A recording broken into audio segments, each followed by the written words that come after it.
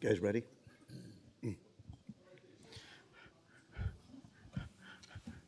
Good morning. It's 10 o'clock by my computer, and so at this time I call to order the Douglas County Board of County Commissioners meeting for July the 7th, 2022. I ask you in advance to please silence your electronic devices so that we don't interrupt speakers.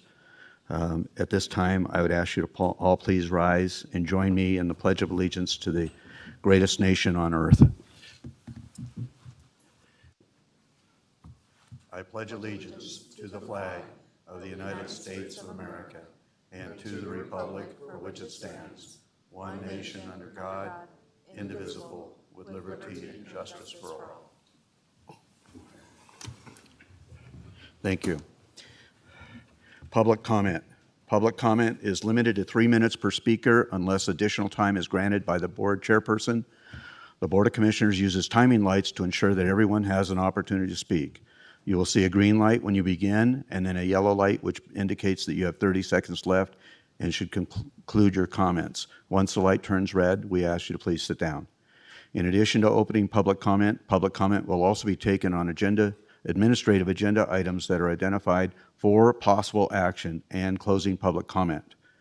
I would like to indicate to the audience today that item number 2 on our administrative agenda indicates that it's for presentation only. And I know that this has been a fairly controversial item. This is the introduction only of that item.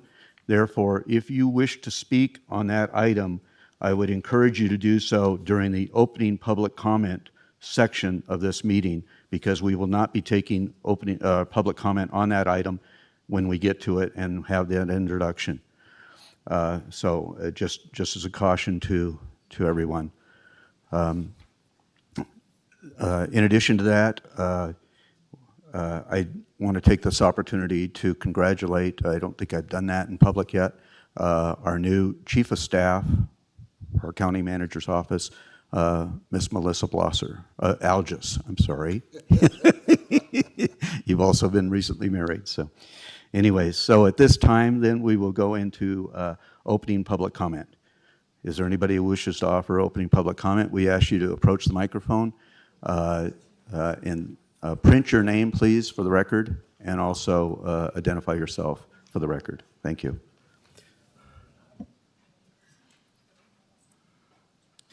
Good afternoon. My name is Lori Lyle. I'm representing the Carson Valley Quilt Guild.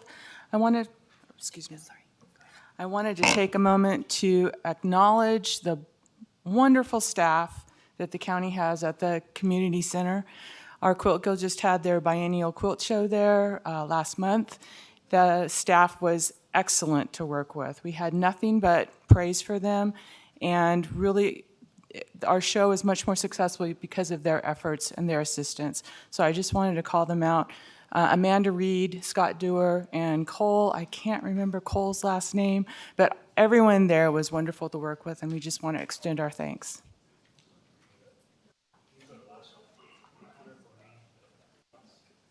Thank you. Good morning, Commissioners. Bobby Thompson, Director of the Great Minden Tahoe Airport. I just wanted to give you an update. As you've probably heard, we are the host airport this year for the American Century Golf Classic, and as such, we're getting quite a bit of additional jet traffic. In order to maintain great safety and separation, we did institute a temporary tower for that air traffic. That tower went into place at 8 o'clock yesterday morning. It operates from 8 to 5 every day through the 11th of this month. And I've got a traffic report this morning from the first 2 days, and the first 2 days' traffic was 361 operations, which is almost twice that of Reno Tahoe, to give you something to measure it by. Thank you. Thank you, and we appreciate the opportunity the airport affords to those folks flying in. So. Good morning, Ellie Waller. I'd like to better understand the special meeting designation given to past Board of County Commissioners meetings and now a vacation home rental advisory meeting coming up on July 20th. I'm requesting you pull consent item F, business facade funding, and H, potential transfer of Douglas County's 2022 private activity bond cap of approximately $2.7 million for the Rural Housing Authority. Thank you.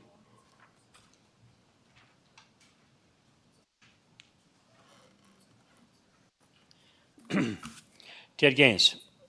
I want to congratulate Amy for her victory, and Dan, even though he didn't have anybody running against him.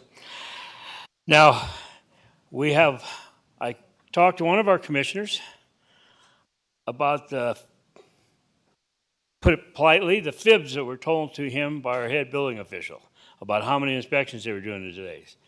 They're doing 15 to 17 inspections a day. We have now lost 3 more people out of community development and building departments.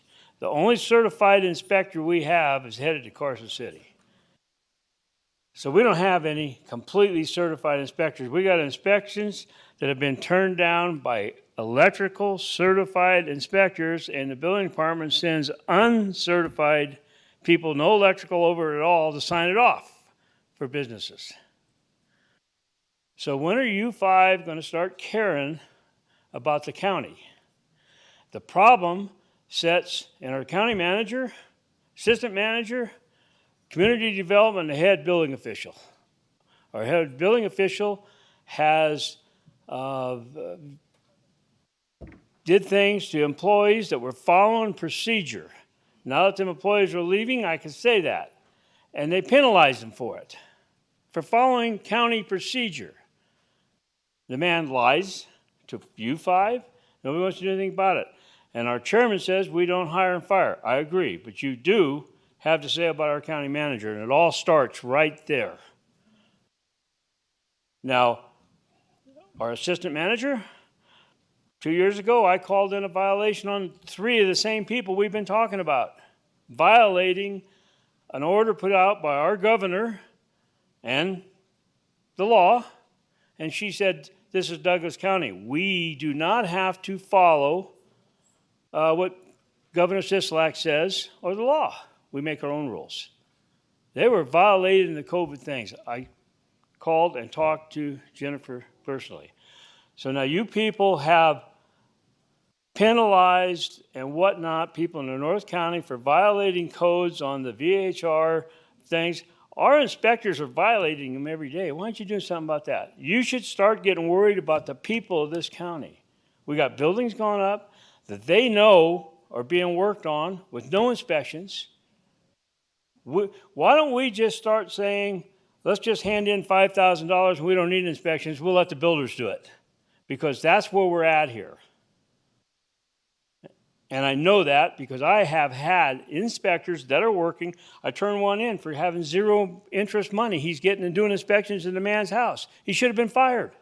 There's no question. He was violating the ethics laws and whatnot. Same person has stood in front of me and said, oh, Ted, I'll sign it off for you. Don't worry about it.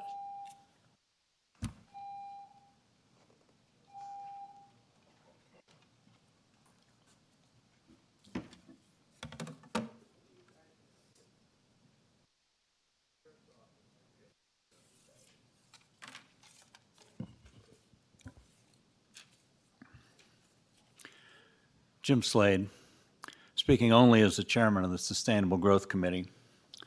Douglas County's most precious resource, of course, is our water. As you have seen, however, in various areas around Nevada, more and more locales are having water issues. The state engineer had to intervene in Pahrump in 2017 in a case that centered on the idea that continued drilling of domestic wells in the valley simply could not be sustained, as Pahrump's water source is highly over-appropriated in terms of water rights. The Nevada Supreme Court recently ruled in support of that order. In another recent case in Diamond Valley near Eureka, the Nevada Supreme Court distinguished between senior and vested water rights holders in upholding the only approved groundwater management plan in the state. The court decision stated that the Diamond Valley is over-appropriated and has been pumped at a rate exceeding its perennial yield for decades. There was an article in the Nevada Appeal last Saturday titled Growth Management Sets Water Limits, Flags Road Maintenance. It stated that the Carson City Growth Management Commission met to ensure that public facilities can support future growth, and that they were concerned about drought and its impact on providing water to residents. That should obviously be a concern here in Douglas County as well, especially since our groundwater is over-allocated by about a 2-to-1 margin. With thousands of new residential homes already in the pipeline, county commissioners in recent years have approved thousands more, without waiting for the results of an updated water inventory from the USGS. Am I interrupting you guys? Well, it's interrupting my comments, if you don't mind, please. With some wells already going dry, especially in the Ruinstrath and Johnson Lane areas, it would seem prudent to postpone approval of approved projects. It gives us a better sense of how viable our water resource really is. It is impossible to look out 30 years into the future and promise with any certainty that there will be an adequate water supply to support further growth. In the same appeal article, the Carson City Growth Management Commission also stated that traffic is an equally pressing issue. It is only getting worse here as well, especially on 395, both through the towns to and from Carson. It is often dangerous just trying to make a left-hand turn anywhere onto 395. People keep dying despite more and more stoplights being added, ruining a rural character that everyone values here so much. This board and future boards should take these concerns into account when new proposals for developments come forward. It is in the best interest of our residents to first focus on infill and already approved developments and to allow the other approved projects to be undertaken before committing to any further large-scale proposals, especially any that would require a master plan amendment. To do otherwise would put the viability of our water supply and our rural character at undue risk. Thank you.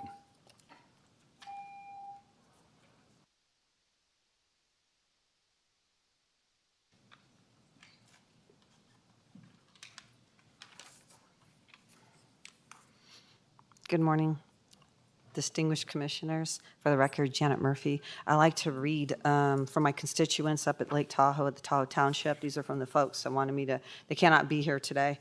Me probably shouldn't be either, I'm pretty busy. Anyway, I'm gonna read, they have a lot here, but I'm gonna try to break it down as much as I can. This is about the VHR program.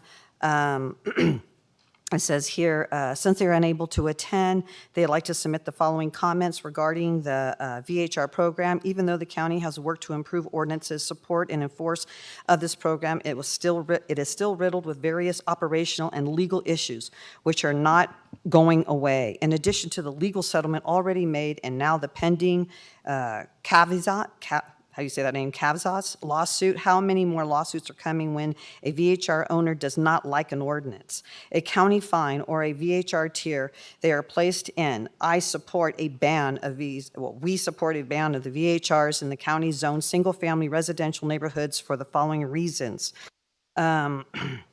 They believe that there is a question that on many weeks and more weekends in the Tahoe Basin has too many tourists for the current infrastructure, roads, parking, enforcement, etc. in place. Since the Tahoe Basin is not a national park, we cannot simply close down the access. One way to try to manage the number of visitors is to limit the number of places tourists can stay. Douglas County VHR program adds 600 unsupervised motels. Many of these are located in the county zone, single-family residential neighborhoods, which can add more than 4,000 bedrooms to the already existing hotels, resorts, timeshares, and campgrounds. Some may suggest we need to offer this type of lodging or it will impact the number of tourists. Based on South Lake Tahoe's VHR ban, that does not seem to be the case, since many of the existing motels, resorts, and timeshares offer large places with kitchens, etc. Over 30% of the SLT, South Lake Tahoe VHRs, returned to long-term rentals. Many were sold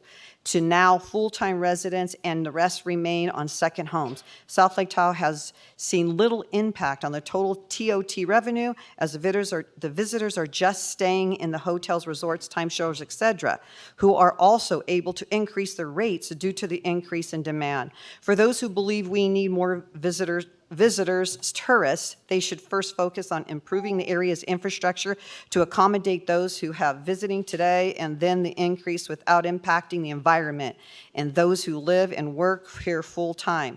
More is not always better if the impact cost is greater than the gain. The VHR program has many issues that will never completely go away when there are 600 unsupervised motels with a new group of people arriving to have a good time every few days. Ordinances, fines, enforcement will not stop all the issues that that type of rental brings. It also has had a large impact on long-term rental and properties. Okay, well, I got most of it, I think. Anyway, I think you get the gist of it. This is the information I want to give you Thank from you. all the people in the township. So Thank you. I would like to indicate to the public that that is an administrative item, and I would ask you to withhold your comments, public comments, until we get to that administrative item, unless you have to depart early to return to your work. So, thank you. James McCullough for the record. I really just want to correct a statement I made in the last meeting, referring to a piece of land that's near 395 and Riverview. I incorrectly said it was 60 apartments plus retail space, and the representatives of that development called me and corrected me. It is 160 apartments plus retail space on that corner. So I just wanted to make that clear. Thank you.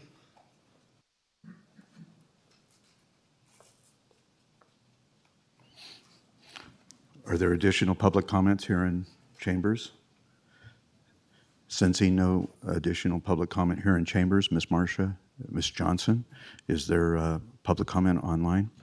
Thank you, Mr. Chair. Marcia Johnson for the record. Yes, we do have a few people online with their hand raised and also a few callers. We're going to check with the callers first.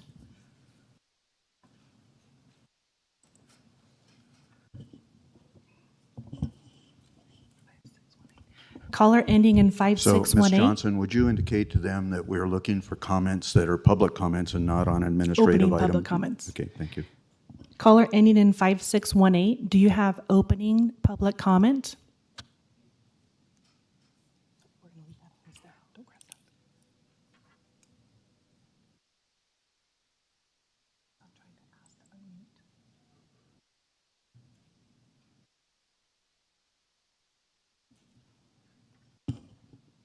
Caller, last four digits.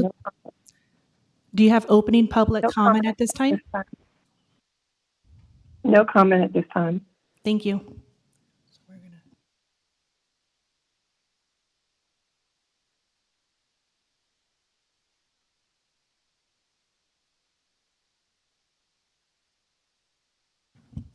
Caller ending in 6041. Do you have opening public comment?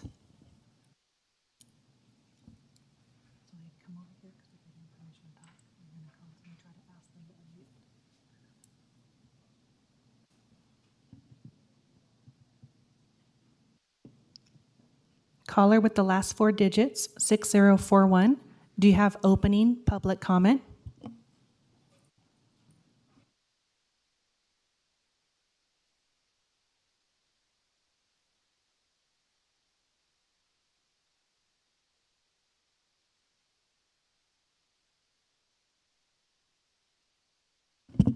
No response. We're going to go to our next one. Can you do the next one? So 9596.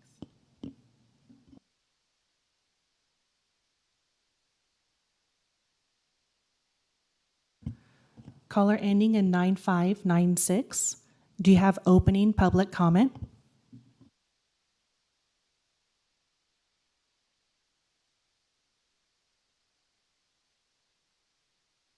Yes, I would like to make a public comment. Can you please state your name for the record, and then we'll start your time. Yes. My name is John Bourne. I am a longtime resident of Douglas County, and I also have a vacation rental that I Mr. Bourne, vacation rent. excuse me, Mr. yes. Bourne, I don't wish to interrupt you, except that we have that item on the agenda, and so we would ask you hold your public comment until that time when that agenda item is heard. Okay, well, someone just read a big 3-minute spiel about being I know, and that was anti-visitor spiel. that was out of order, and I noted after that that individuals who had public comment on the agenda items refrain their comments until that agenda item comes before the board. So I'd appreciate it. Thank you. Okay, all right. I will refrain till then, but I'm incensed. Thank you.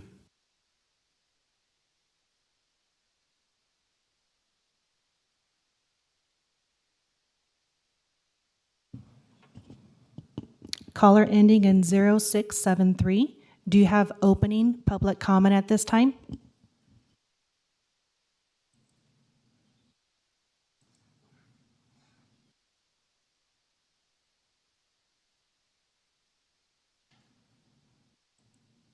Hello? Hello? Hello, we can hear you. Do you have opening public comment? Oh, thank you. No, I do not. Item number 4 only. Okay, thank you. How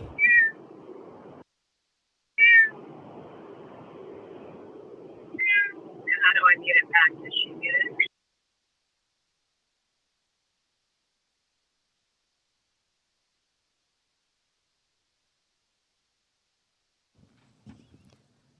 Caller ending in 5791. Do you have opening public comment?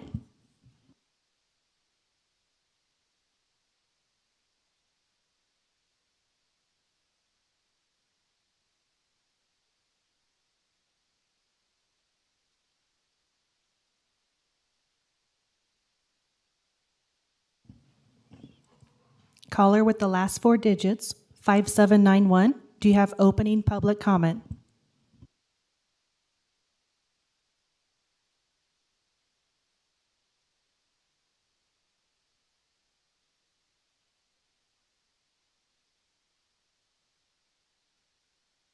You can take it away.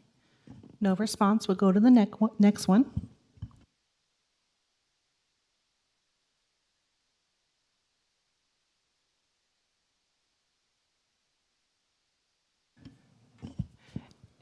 Jason Garrett, do you have opening public comment?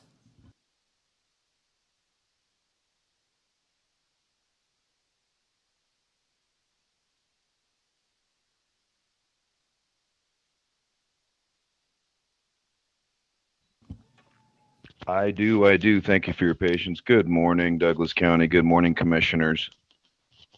Thank you for the opportunity to chime in here. I'd like to pull consent calendar item number 5 for discussion and review regarding grants and other creative means of supporting the arts. We're appearing again today on behalf of the Peace Through Culture Foundation for the Law of Time. That's also in tandem with the People's Coalition for Justice here in Douglas County. Boy, you folks are in a hot seat with those opening comments. I thought my seat was hot, but we're all in a bunch of trouble. We're going to try to take the heat off of these issues and the commercial mechanisms that are, well, they're very complex, and the operational system, the administration of these issues, which are very complex. I mean, one meeting can be 1,500 pages. There's just an enormous amount of details you guys are managing. And we need to find a way to open this up so that we can draw in the public input that we need and really start to put some of that burden on the general public. Of course, a lot of people are too busy to participate in the future of our county, and that puts the burden on a minority. And so in terms of communication and cooperation and ways and means of fleshing out a view, you know, they say the more you know, the less you show. So we're constantly having to disarm each other in one way or the other and kind of lighten up and try to keep this on the bouncy note of things. It's summertime. It's a great county we live in. We want to thank you for that. I want to thank my parents for the vision they created. I never saw it this way when I was growing up here, and it's a real blessing. It's a real gift. So anyhow, Sheriff, since I was censored by a tech glitch in the previous meeting, I just wanted to say power to you in that float of yours. I didn't know that the sheriff would have the capacity to go galactic in a UFO parade and a test drive for Carson Valley Days, but the production value was exceptional. It was never that way back in the day, and I think there's a lot of progress going on. We're here to go the distance with you. Thank you.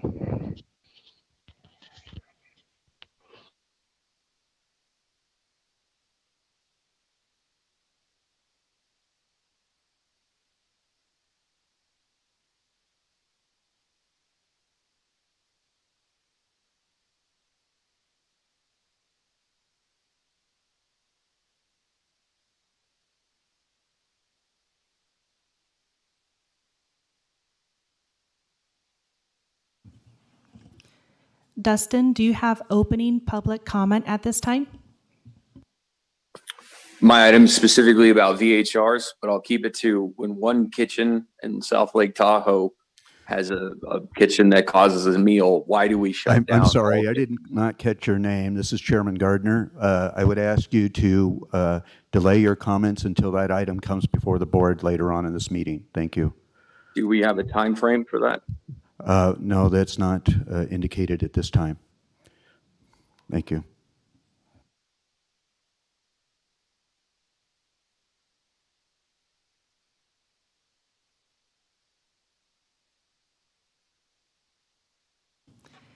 Zambrinsky, do you have opening public comment at this time?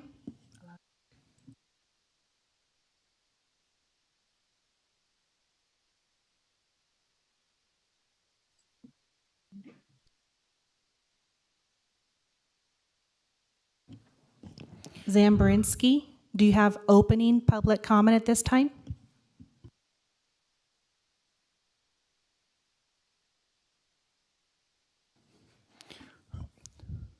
So I'll take this. Is there additional, Ms. Johnson?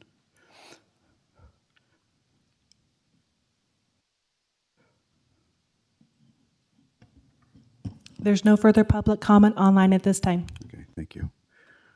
Okay. Mr. Ingalls, Commissioner Ingalls.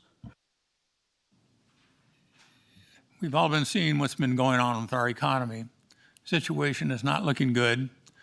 The Chi-Coms have already threatened us with war. It hasn't turned into a kinetic war yet, but they are attacking us in many different ways.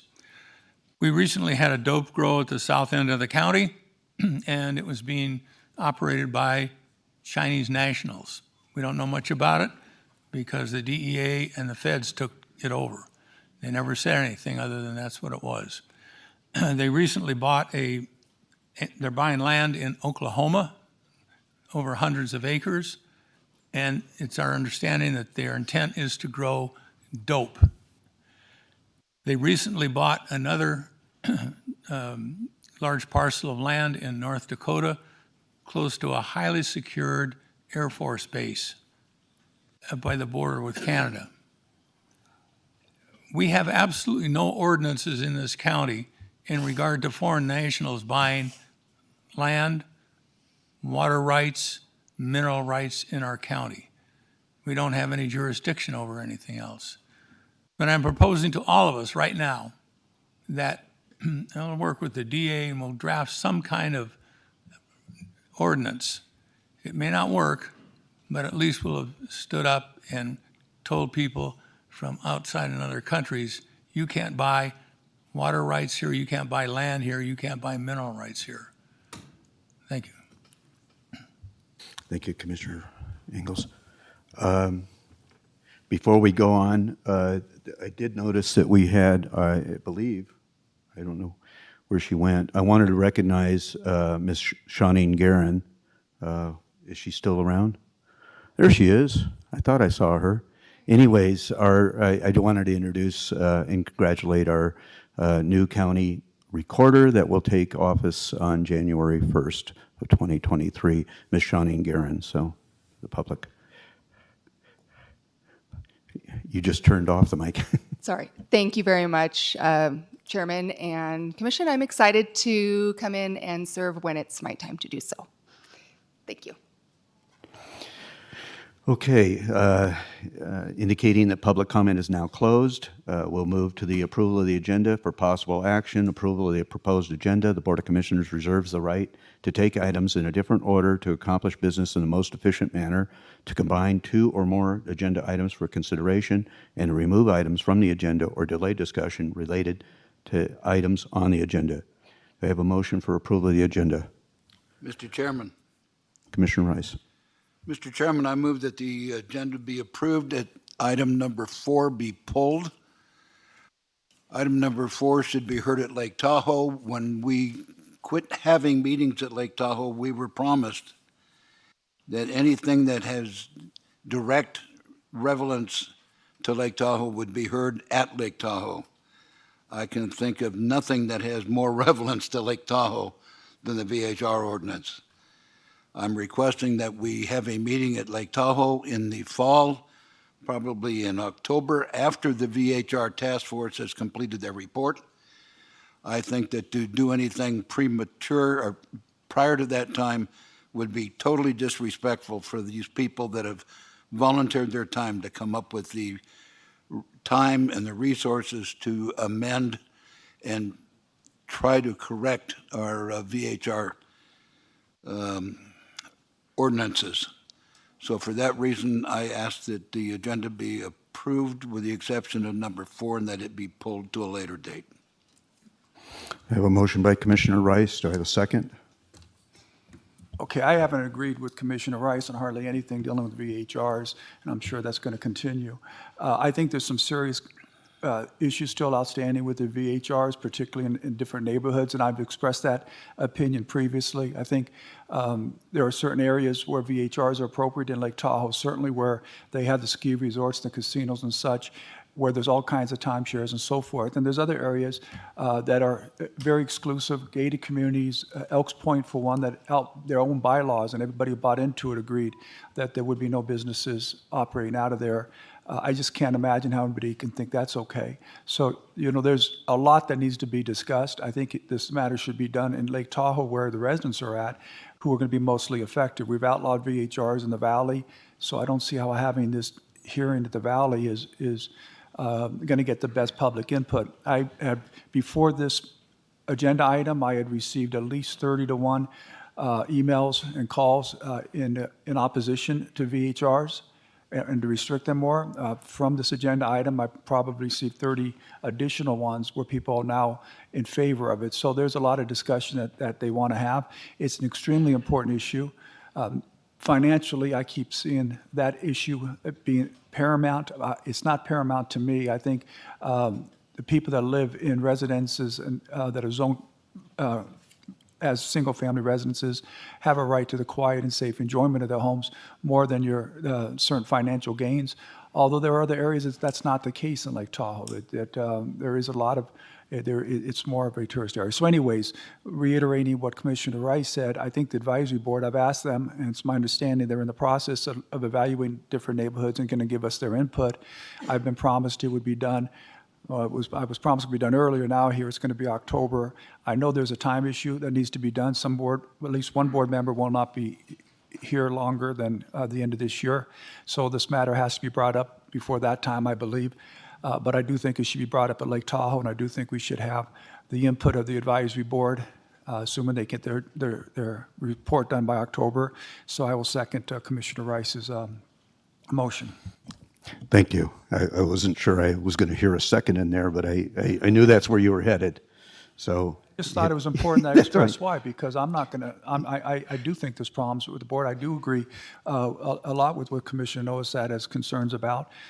So I just didn't want to second it and then act like I'm not in agreement with some of the things Commissioner Novosad has to say.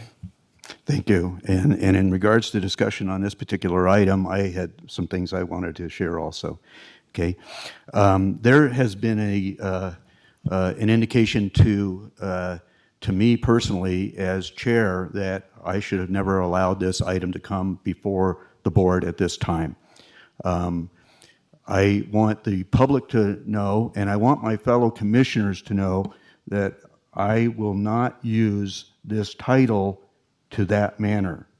There have been other commissioners, chairs, that for one reason or another, over a number of years, that have, for lack of a better word, muted their fellow commissioners from bringing items before this Board of Commissioners. And I will not use this chair in that position. So every commissioner, according to our norms and procedures, has the right to put items on the agenda, and that's why I afforded Commissioner Noasad that opportunity, okay, out of respect for him and the other commissioners. So I want that to be completely understood, Mr. Noasad. No, I wasn't referring to you. I suspect there I didn't mean this personal, Mr. Ingalls, Commissioner Ingalls. There have been times where you yourself have tried to bring items before this board in previous years, and we're not allowed to do so, if I'm not mistaken, or the feeling thereof. So, anyways, no, I was not. Please don't take this personal. Okay. So, anyways, I also concur with the feelings of Commissioner Rice and Commissioner Tarkanian that this item should be probably heard at the lake, at Lake Tahoe, in a special meeting. And in addition to that, I think it's premature before we hear from our Vacation Home Advisory Board, Rental Advisory Board, on their recommendations. They have barely, they did not really take office until last September, so they have not been in office a year yet. The program itself is still in its infancy stages, and so I think this discussion is a little bit premature, but I look forward to hearing from them. I know we have at least one member of their board in the audience, and I know she's taking note of this. Anyways, sensing there's a feeling here, is there any other discussion from Mr. Noasad? Yes, Mr. Chairman. In the past, I would have probably agreed with Mr. Rice or Commissioner Rice about lake stuff going on down there at the lake, but we did away with that last year. So I'm of the opinion that we should be a county, not a sub-county of the township or Ruinstrath or anything like that. We are one county, okay? Now, secondly, we have a lot of people here today. How many people are from the lake? A lot of interest. I would suggest that when we present this case again, if we end up pulling this item, we broadcast what we're going to do well in advance of the distribution of the projected minutes, projected agenda. I don't know that I could, yeah, I'm going to do that. I think we had this here for discussion amongst the board.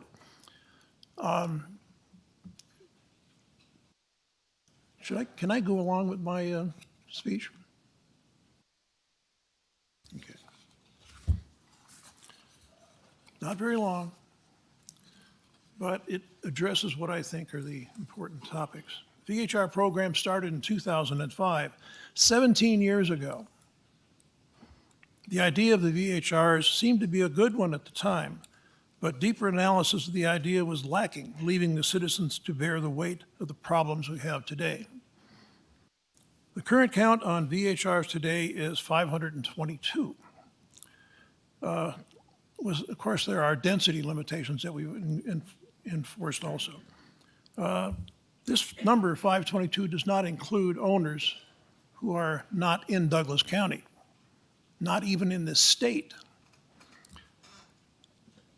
We don't know what the count of illegals are. I don't mean that immigration-wise. I mean people who are running VHRs without a permit. They're standing in they're making a very good target for a $20,000 fine. But as was described to me once before, when a $20,000 fine was inferred, the person who was the owner whipped out his checkbook, how much was that? And wrote that check like it didn't mean a daggum thing. They make a lot of money on these things. After years of experience, problems revealed themselves, and these are but to name a few. Disturbing the peace, loud parties, impediment for emergency vehicles. Fire department, take note. Parking on the street in and of itself doesn't seem like a bad thing, but when you got a narrow street and you're parking in there, you're going to impediment the emergency vehicles. Too many people for the size of the house. I think that issue has been taken care of, and trash not taken care of properly.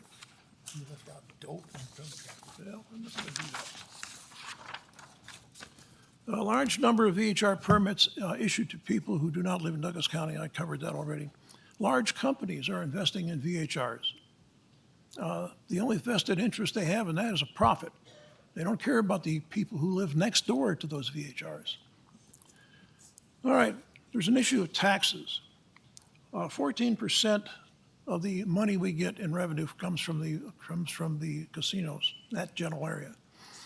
Of that 14%, the Tahoe Douglas Visitors Authority, our friends who liked RDA 2, gets 60.7% of that 14%. The state gets 2.7. County Parks and Recreation, which is us, 24.4, which is a good number. But then when you get down to the administration, 0.06%. That's, you can start counting that and you change in your pocket. Okay, the TOT. The TOT is part of that 14%, but there is a per night stay, $5 per night. And the TDVA gets 99% of that. Commissioner Nosset, I would ask you to conclude your comments because we need to act on the motion to remove the item from the agenda. So we need to try to keep our comments to that particular item. There was a motion and a second to remove the item from the agenda. So. Well, Commissioner Tarkanian had a chance to express his views on VHRs. Okay, I'm asking you if you could wrap it up a little bit. That's all I'm saying. Thank you. You're cutting me off. I've been directed by counsel that we're venturing away from the agenda, from the item. You did not cut you off. I'm waiting for you. Okay. Does the DA have a comment? Let's go.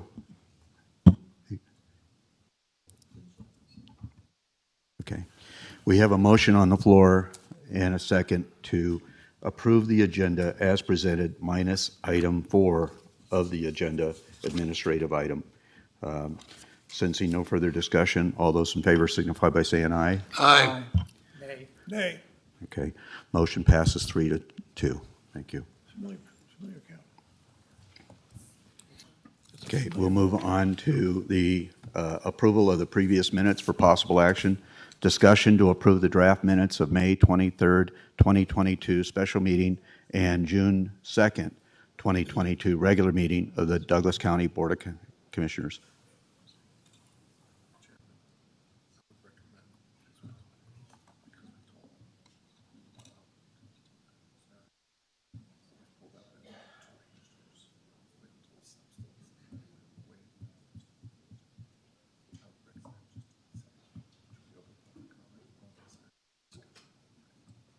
I don't want to do that. We could be here all day, and we removed that item.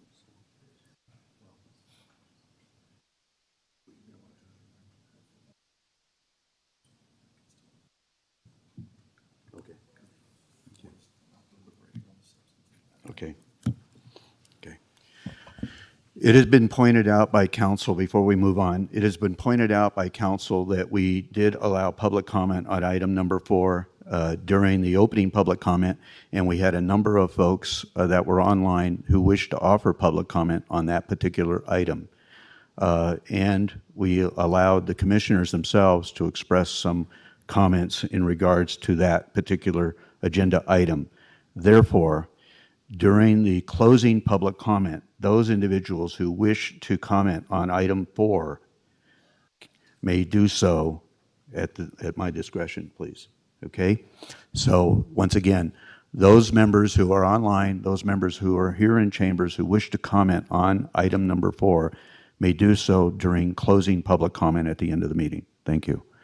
At this time, then, we'll go to the approval of the previous minutes. Once again, for possible action, discussion to approve the draft minutes of May 23rd, 2022 special meeting and the June 2nd, 2022 regular meeting of the Board of County Commissioners.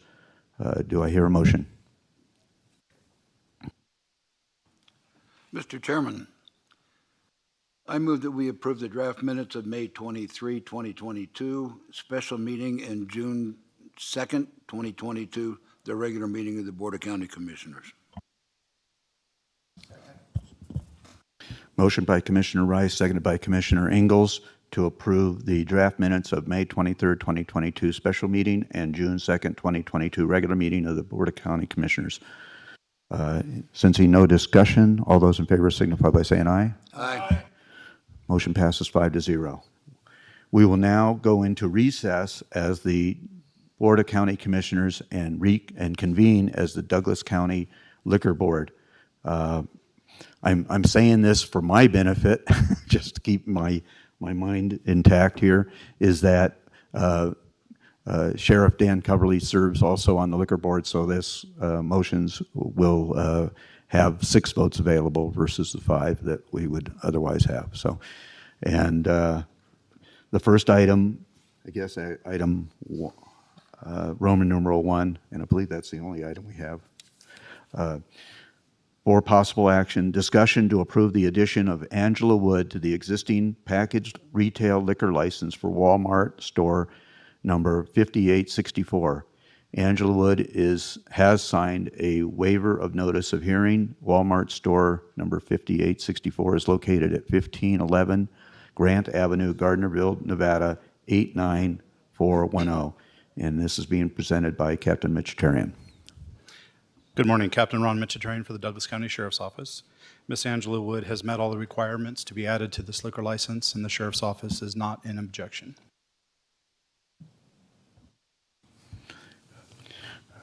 Commissioners, any questions of Mr. Mitchitarian? Mr. Ingalls.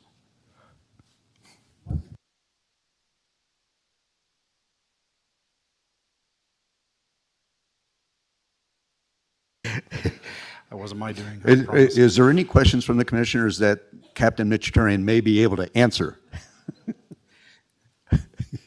Okay.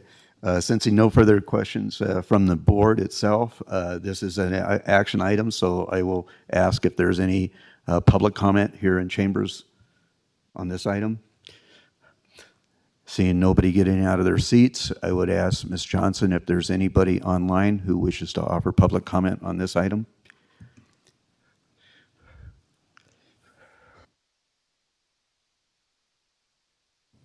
Thank you, Mr. Chair. Marsha Johnson for the record. We do have the applicant here in chambers.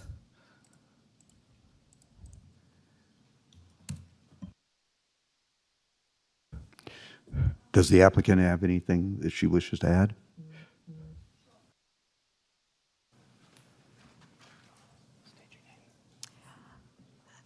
Good morning. My name is Angela Wood. Just wanted to take a moment to say thank you. On behalf of Walmart, we want to just acknowledge and appreciate our local law enforcement. We work really great with them, and we will continue to do so, so thank you.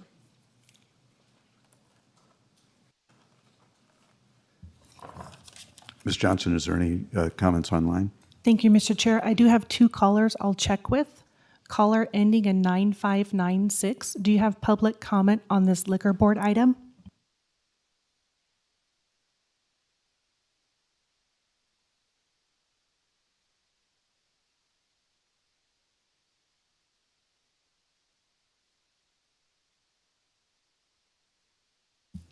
No response. I'll go to the next one. Caller ending in 5791. Do you have public comment on this liquor board item?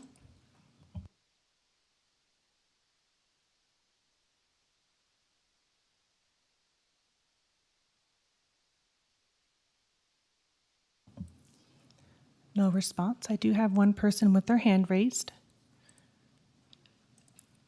Jason, do you have public comment on this liquor board item? Thank you, folks. Jason Garrett with Alza Gibson here in the Gardnerville Ranchos. Apparently, the Walmart franchise has found itself here in our neighborhood. We have 3 liquor stores within a stone's throw. We understand the county wants to put another one in. We're going to keep a sharp eye on that. Thank you. Thank you, Mr. Chair. There's no further public comment online at this time. I'll bring it back to the board for other comments or a motion. Commissioner Chairman? Nosad. I move to approve the addition of Angela Wood to the existing package retail liquor license for Walmart, store number 5864. Angela Wood has signed a waiver of notice of hearing. Walmart store 5864 is located at 1511 Grant Avenue, Gardnerville, Nevada, 89410. Motion by Commissioner Nosad, seconded by Commissioner Ingalls to approve the addition of Angela Wood to the existing packaged retail liquor license for Walmart store 5864. Angela Wood has signed a waiver of notice of hearing. Walmart store 5864 is located at 1511 Grant Avenue, Gardnerville, Nevada 89410. Sensing no further discussion, all those in favor signify by saying aye. Aye. Motion passes 6-0. Thank you. Okay. So we will now adjourn as the Douglas County Liquor Board and reconvene as the Board of County Commissioners. At this time, I would entertain a motion to approve the consent calendar minus items F and H. Mr.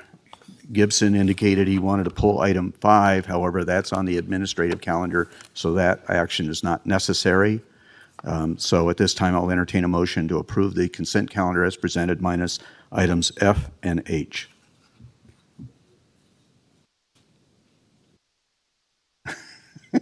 Well, since nobody else is going to do it, I will. Mr. Chairman, I move that we approve the consent calendar A through K with the omission of F and H.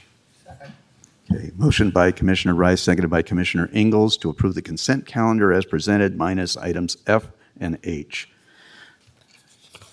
Sensing no further discussion by the board, all those in favor signify by saying aye. Aye. Motion passes 5-0. So at this time, we'll move to the administrative agenda. We will be addressing items F and H at the beginning of the administrative agenda, as is protocol. So I will be reading the agenda title into the public record, and we'll have the discretion to determine how the item will be presented. Agenda items may be considered ahead or after the scheduled indicated on the agenda. Public comment will be taken on items that are identified for possible action. Once again, item 4 has been removed from the administrative calendar to a later date. So item number F.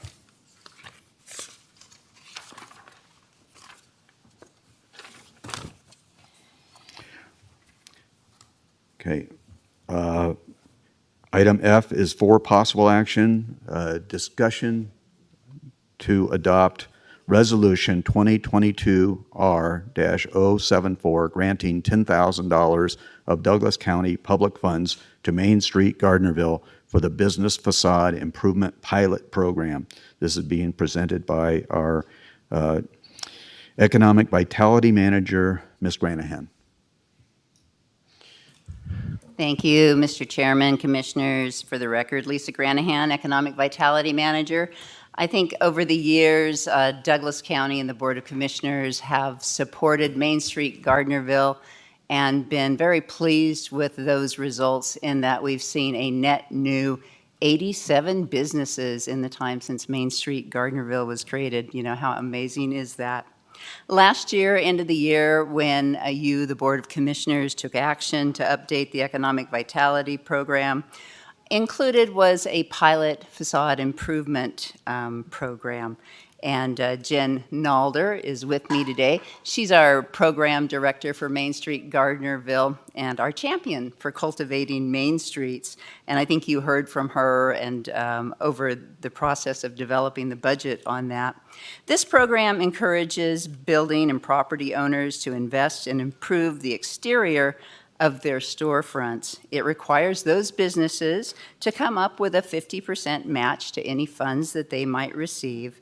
Main Street Gardnerville will be overseeing the administration of the program and has also committed $5,000 to this program.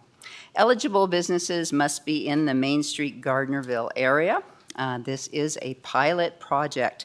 So we will be evaluating the project just as soon as all of the details come in, so we can consider if it makes sense to kind of expand it to other areas and communities of our county.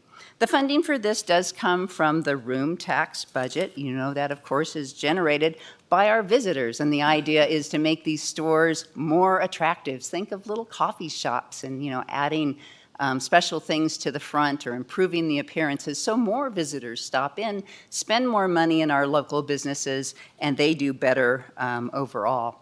This $10,000 is included in this year's budget, and this is simply action to convey the funding to Main Street Gardnerville. As I mentioned, Jen Nalder with Main Street Gardnerville is also here to answer any questions that you might have in more detail.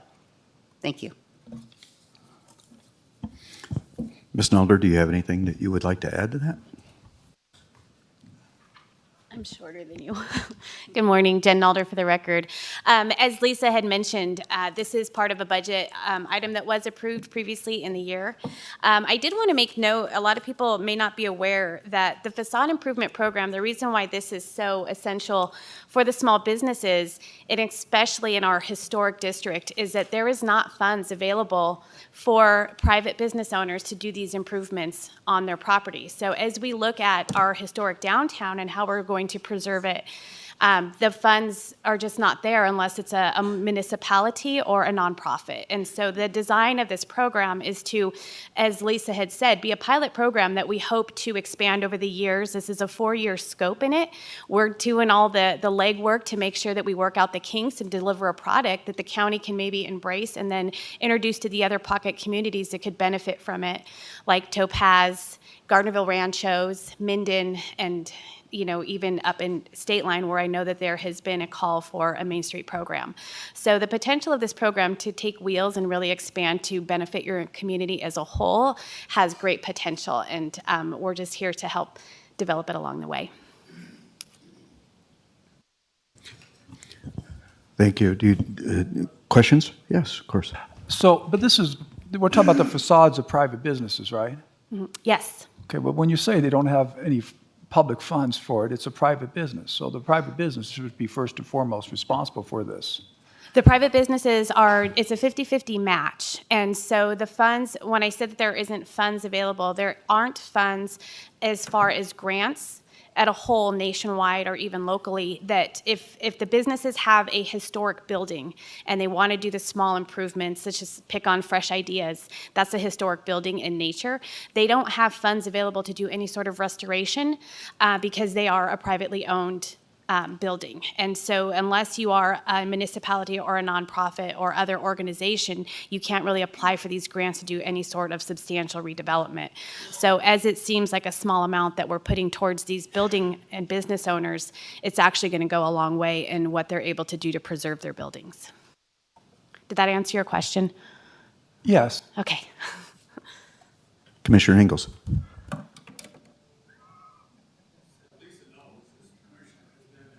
Oh, yeah. Thanks. This commissioner's been an advocate of what you're proposing since day one. But the thing that we run into is different ideas. It has to be cohesive and represent everything, because tourists come into 395 in Gardnerville and Minden, and they look around and they blow right through it. They don't stop. Why would they stop? I don't know. And to have a theme like Park City, Utah, Prescott, Arizona, something like that, is a very good idea. It's an advertising idea. Minden has got to be involved. They can't go off and just doing glitz and glamour, and we do the Old West or something like that in Gardnerville. So, and one of the other things that we talked about was getting a set designer from down in Hollywood. We're not that far away. And just give the guy a couple grand and have him just rough out, sketch, some Old West facades designs using hitching posts. Because one of the things that we can capitalize on is our Old West history. So that's where I'm coming from, and that's what we've been working on. COVID hit, everything stopped, and so now it's being resurrected, I see, and I'm an advocate of it. $10,000 won't go very far. You could hire a set designer to really do a dramatic display of, or drawings of, like you had for the event you just had. That was a beautiful picture that somebody drew. And that way you get everybody on board, both in Minden and in Gardnerville. And those are really valid concerns. Part of this program, what we do, and part of the scope of the program is to make sure that any of the ideas for the facades follow within the advisory council. So both Minden and Town of Gardnerville have a design guidelines that they have agreed on, voted on, and are approved. So basically, any sort of facade improvements that are to be done have to fall within those guidelines. And so and we have those readily available. They are online. Minden just, I think, recently passed it, 2 years ago on their design. They have new design concepts so that we can really start to make sure that if it's within the historic district keeps that look.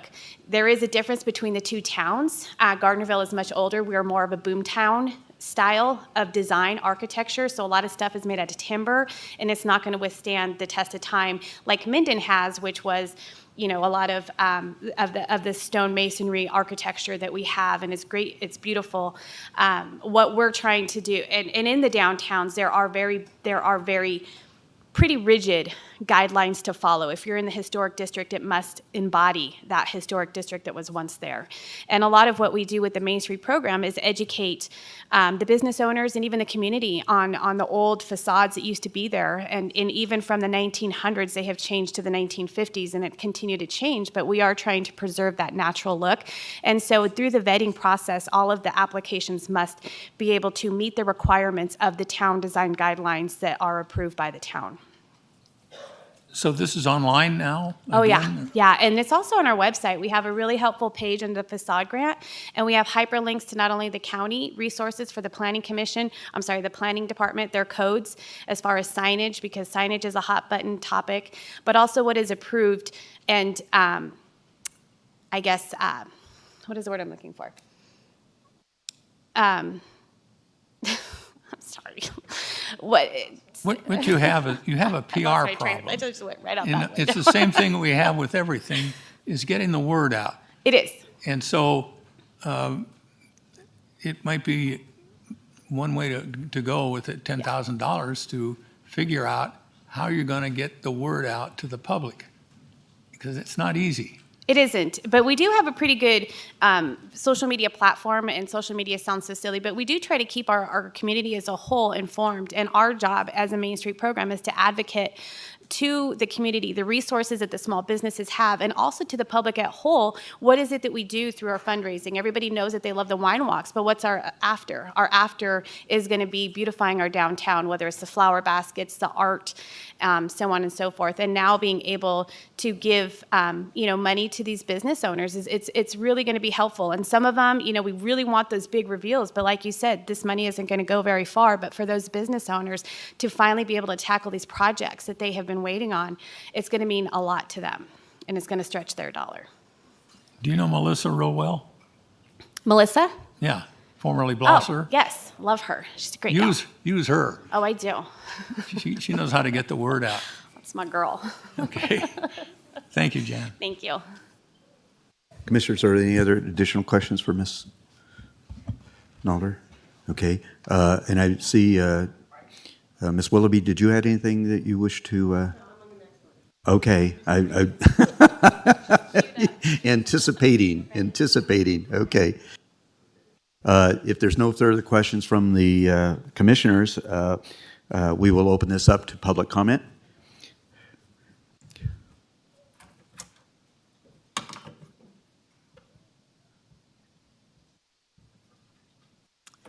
Ellie Waller for the record. Thank you for the opportunity. No disrespect to these small businesses. I'm asking the board that is here representing this, I'm always curious about an organization's definition of a pilot program. Could this be explained versus ongoing? Will there be further requests? I'm always, I want to better understand your board's position on what the towns should fund versus requests from the county. Example, the ARPA request funds distributions were interesting as the town of Genoa came through. I actually thought it was a good idea to fund a historic building like the church, but these smaller businesses, every town will now come in and start asking for requests. I understand these budgets are approved far in advance, but we need to start thinking about what we're approving. This says this is a supplemental budget request. How much of the funding goes toward administration of this pilot program? And does the town board of directors think they will be asking, as I've said, for more incremental funding as it is successful? Applications and financing, it says an applicant may ask for $5,000 unless otherwise approved by the Main Street Board. How will the Main Street Gardnerville Board of Directors determine fairness and award to a specific business? Example, if you receive 5 requests for $5,000, I'm not sure how this is going to be covered and more money will be requested.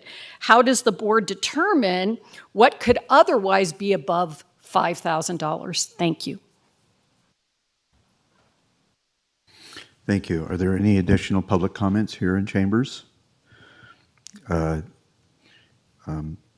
we'll go to online. Is there any online comments? Thank you, Mr. Chair. Marsha Johnson for the record. We do have a few callers I'll check with first.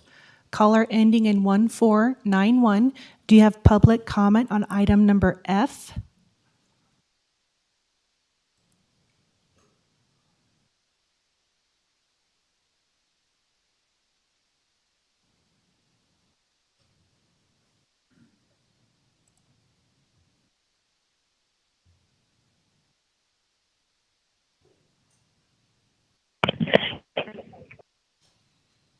Hello, sorry, this is Stephen Lindley, owner of 281 Orion Lane, applying for...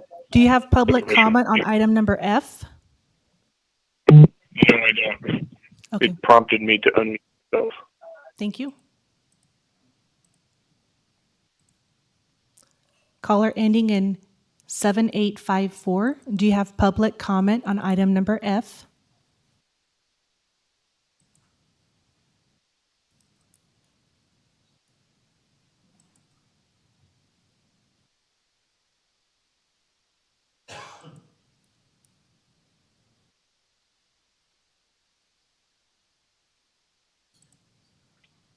No response. I'll go to the next one.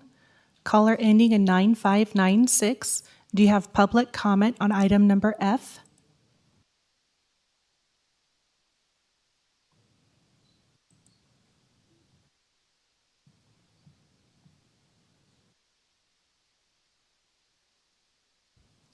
John, do you have public comment on item number F?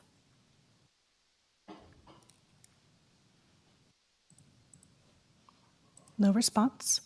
I do have one person with their hand raised. Jason, do you have public comment on item number F? Yes, thank you, Marcia. Jason Garrett on behalf of the House of Gibson. This is a hot topic and some really good insight on the floor. I appreciate where Commissioner Ingalls is coming from.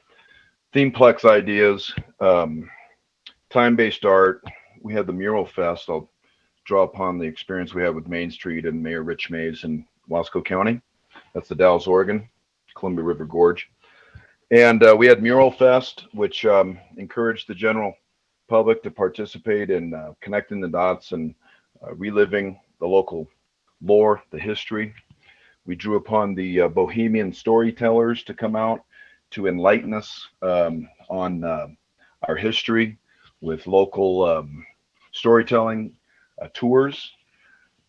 And that alone transformed our appreciation for our township.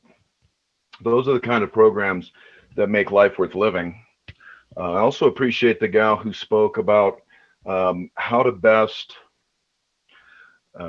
understand the administration of fundings and financial sources that can support more of these things, and again, to try to draw into dialogue with the general public the best way to administrate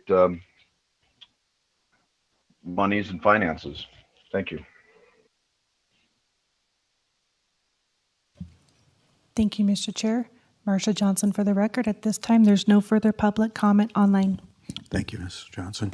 I would ask Ms. Granahan and Ms. Nalder, there was some questions that was raised by Ms. Waller, and do we have some answers to possibly those questions? Thank you, Mr. Chairman. For the record, Lisa Granahan, Economic Vitality Manager. So I'm going to respond to everything I jotted down. As mentioned, this is a pilot program. From a conceptual standpoint, we would like to see it span over a number of years and be a great thing for our community, but it's a pilot program, and so we want to see how it performs. And an evaluation will be done. I'll be working with Jen to put together information, and we can absolutely bring that to the Board of County Commissioners and share it so that we can decide if this is something that should be continued on or expanded to other communities. In terms of investment, the town of Gardnerville does contribute to Main Street Gardnerville annually. This year, that is $35,000. 0% of these dollars will be going to administration, to fund administration of the program. So Main Street Gardnerville is doing that for us. All $10,000 will go to businesses, which they will be required to match. And as I mentioned, Main Street Gardnerville is already kicking in an additional $5,000. There were questions about, what if you get more applications than you have money? What are you going to do? And so I thought Jen could talk to that process. Thanks. Thank you, Lisa. Again, Jen Alder for the record. These are all really great questions, and I understanding the vetting process for grants, I was able to bring it back to our organization in order to look at this. And so we do have a checklist of the different applications that are coming in, and they get scored, longevity, just the impacts it's going to make. We do have exclusions. We don't do landscape or anything temporary. So there is a lot of consideration, and I can tell you that, looking at the applications, what we have coming in are viable projects. And it's just simple things that are going to mean the world to a lot of these businesses.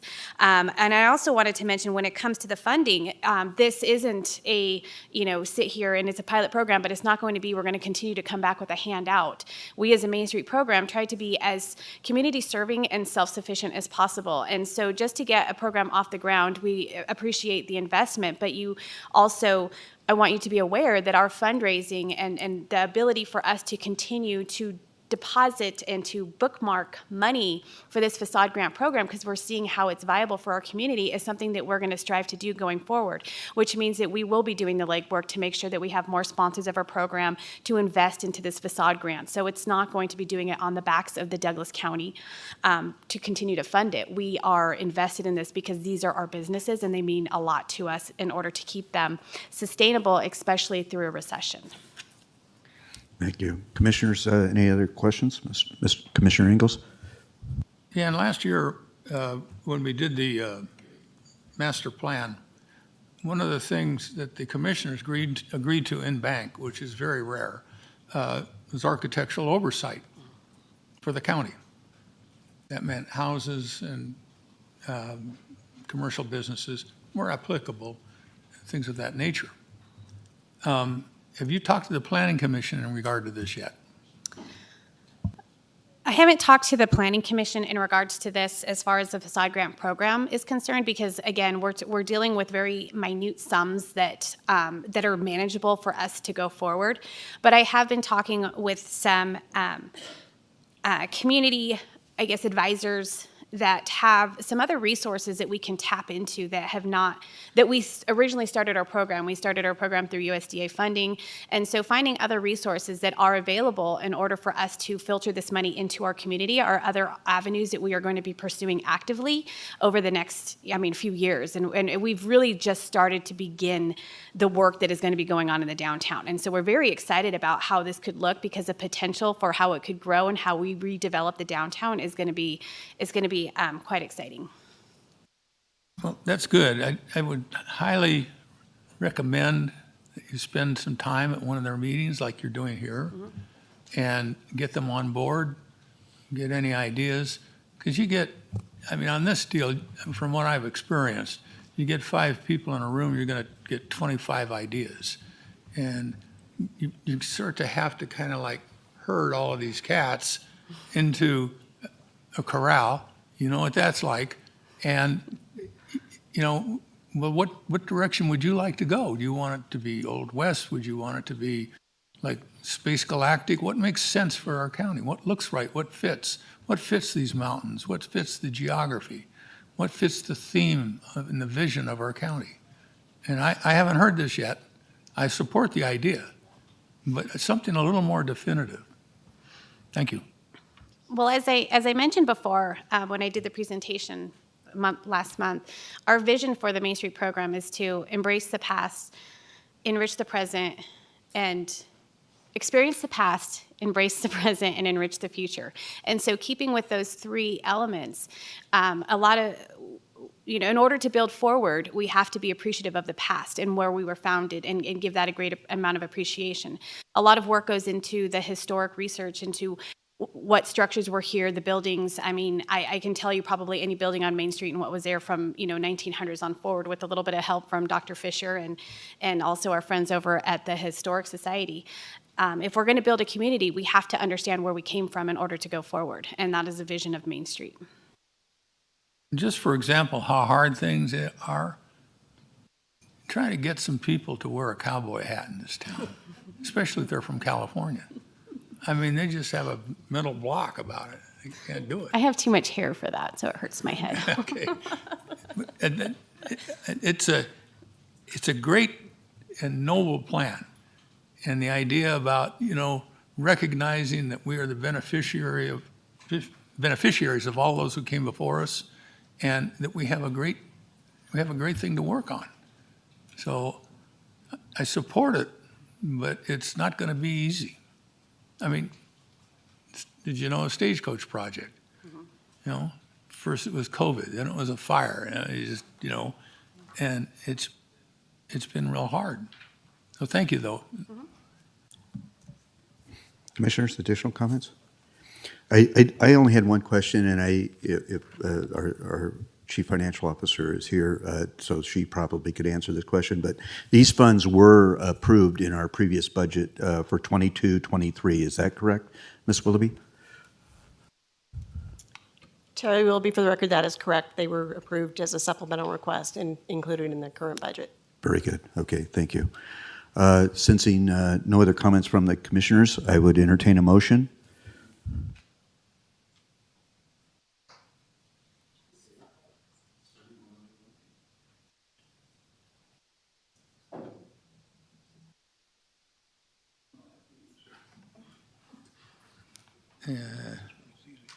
We're on, which one, F?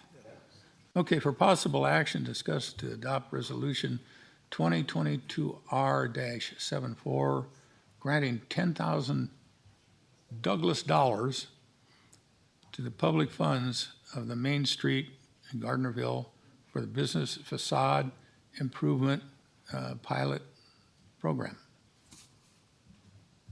Second. Okay, motion by Commissioner Ingalls and seconded by Commissioner Noasad to adopt Resolution 2022R-074, granting $10,000 of Douglas County public funds to Main Street, Gardnerville for the business facade improvement pilot program. Since no further discussion, all those in favor signify by saying aye. Aye. Motion passes 5-0. Thank you. Thank you, Commissioners. Thank you, Commissioners. And I also wanted to note that our final applications will be reviewed by our Main Street Gardnerville Board of Directors on the third Tuesday of the month. And I don't know what that one is off the top of my head, but the public is welcome to come and see the applications that we have and see how the process goes, because it's our first one. So it's kind of exciting. So thank you. Have a good day. So the third Tuesday is the 19th? Yes. Okay, thank you. And now we'll move to item H for possible action, discussion on the adoption of Resolution 2022-R-061, a resolution transferring Douglas County's 2022 private activity bond volume cap of $2,718,774.58 to the Nevada Rural Housing Authority, NRHA, for the purpose of providing a means of financing the cost of single-family residential housing at affordable prices for persons of low and moderate income pursuant to Nevada Administrative Code NAC 348A.180. This resolution transfers the county's maximum amount of tax-exempt private activity bonds that may be issued during the 2023 to NHRA and does not incur any debt or legal obligation for the county and does not impact the county's debt limit imposed by NRS 350. This is being presented by our Chief Financial Officer, Ms. Terry Willoughby. Ms. Willoughby. Thank you, Terry Willoughby, for the record. As it states, each year we bring this forward. Each year the county receives an allocation of the bond cap from the state, and that schedule is on page 112 of your packet.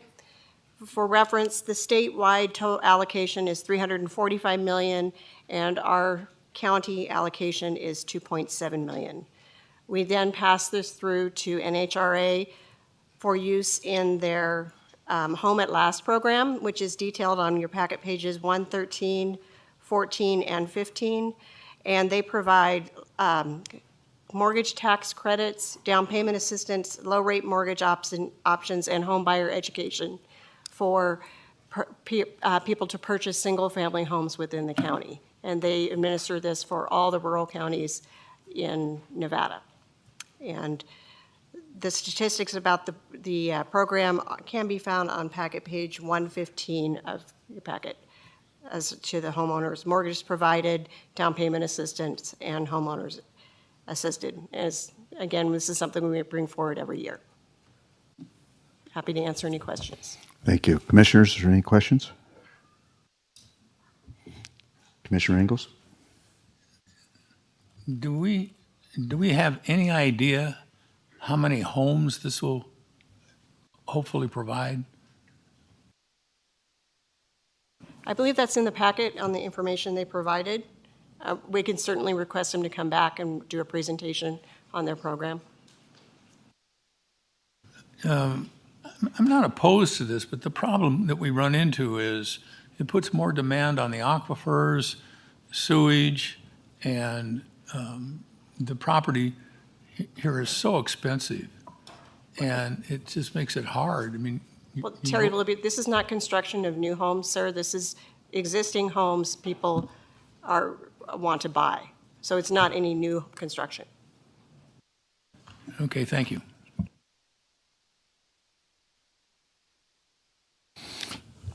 Thank you, Ms. Willoughby. Providing a purpose of providing a means of financing of single-family residential housing. This is not new construction, but this is an attempt by us to help individuals that qualify in the purchase of a home themselves.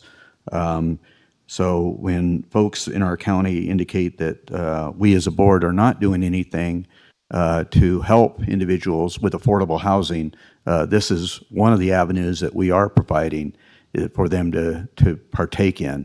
I certainly encourage those individuals that fall into this category to make access of this. And yes, I'm aware that you bring this forward, and the board consistently provides this opportunity each year. But I think it's important that we articulate to the public that these funds are available and should they qualify, and would help them get into and get out of the cycle of renting and get into home ownership, which is the goal, should be the goal of every American citizen, in my opinion. But with that being said, is there any other commissioners that wish to speak to this? Then we'll go to public comment. Is there anybody who wishes to offer public comment?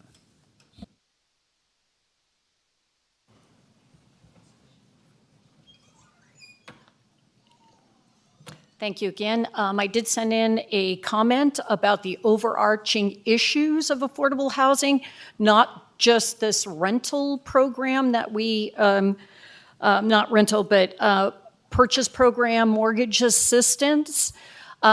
We need to better understand as a community what those financial caps are. None of that I could find in the packet. I could have asked up front, but I did not. I just want to also understand how much goes into this program from other counties, and is this a general pool? So we're giving 2.718, 77458. Do the other counties give similar? And how is it distributed then if we make a contribution of 2.7 something something, is that dedicated to Douglas County? Thank you, I appreciate that. I got an answer. I just concerned about how we carefully support contributions to studies. If this is dedicated to the mortgage program alone, I better understand the issue. But again, it is timely to have a presentation on affordable housing in general, again, not necessarily from the Prosperity Center, because they keep asking for funding for affordable housing. This is a bigger issue, and I think it needs to be surfaced as an agenda item and have a qualified developer talk about what the next steps in affordable housing are. Thank you.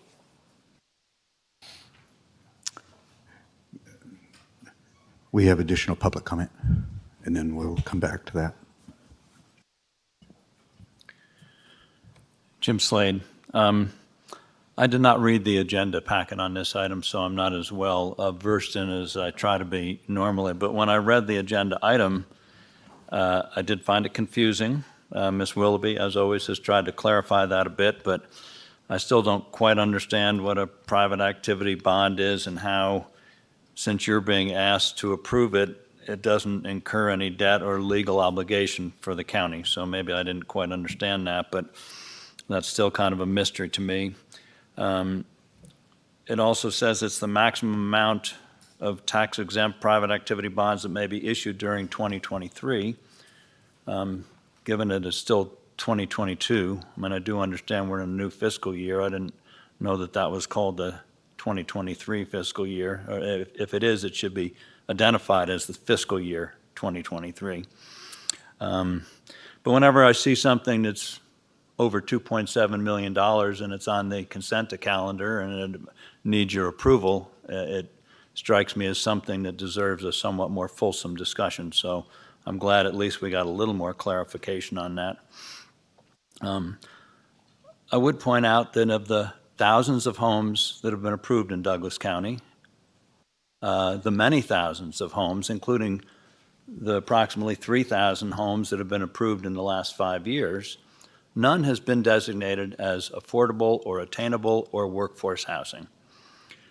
What usually happens is just before the vote to approve them, and they are almost all approved, one commissioner says, and will any of these homes be considered affordable housing? And the developer gets up and says, no, these will all be market rate homes.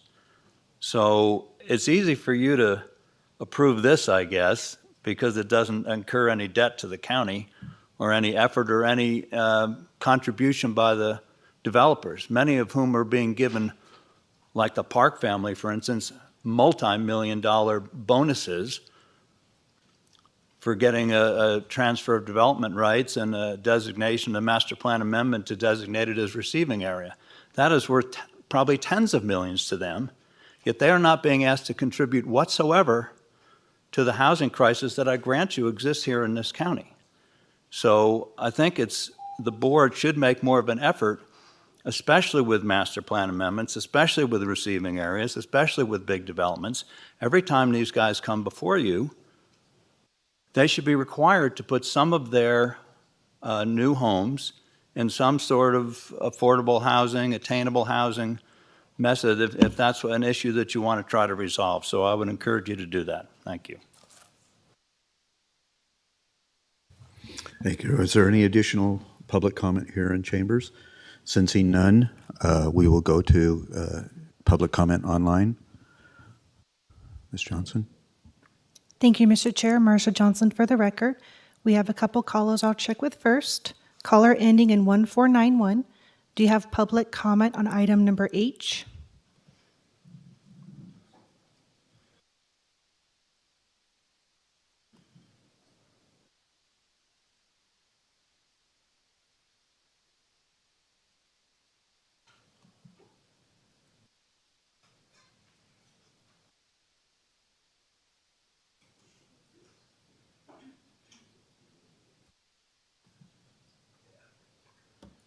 No response. I'll go to the next one. Caller ending in 7854.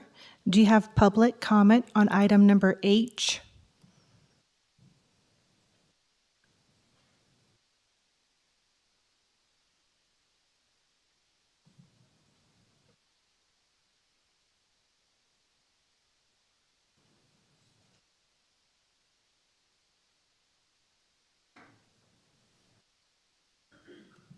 No response. I'll go to the next one. Caller ending in 9596. I believe this is John. Do you have public comment on item number H? Yes, I have a comment. I think that if you're looking for affordable housing, you can pass that VHR ban and destroy home values in the county. Thanks, Chairman Mao.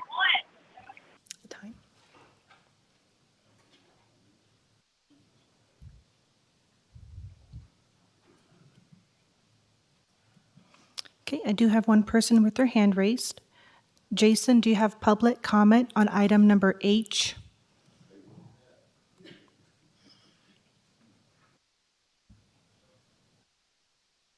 I do. Thank you, Marcia. Jason Garrett on behalf of the House of Gibson. It's clear that when it comes to communication and dialogue and these details, that we are not aware of the value of social networking or the Facebook platform.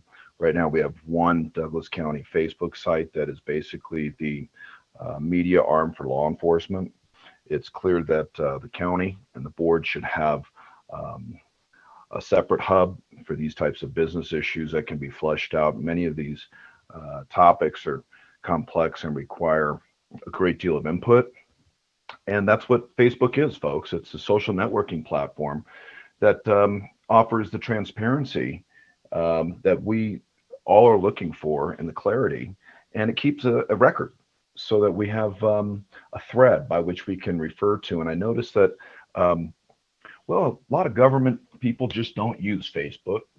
They are offended by it, or they're turned off by it, or they don't know how to use it, or they don't respect it. So let's get us a functional outreach education arm that's connected into this incredible website, this response mechanism, one of the best county websites around, and begin to leverage the social networking utilities that'll take the heat off of some of these complex pressure cooking items. Thank you.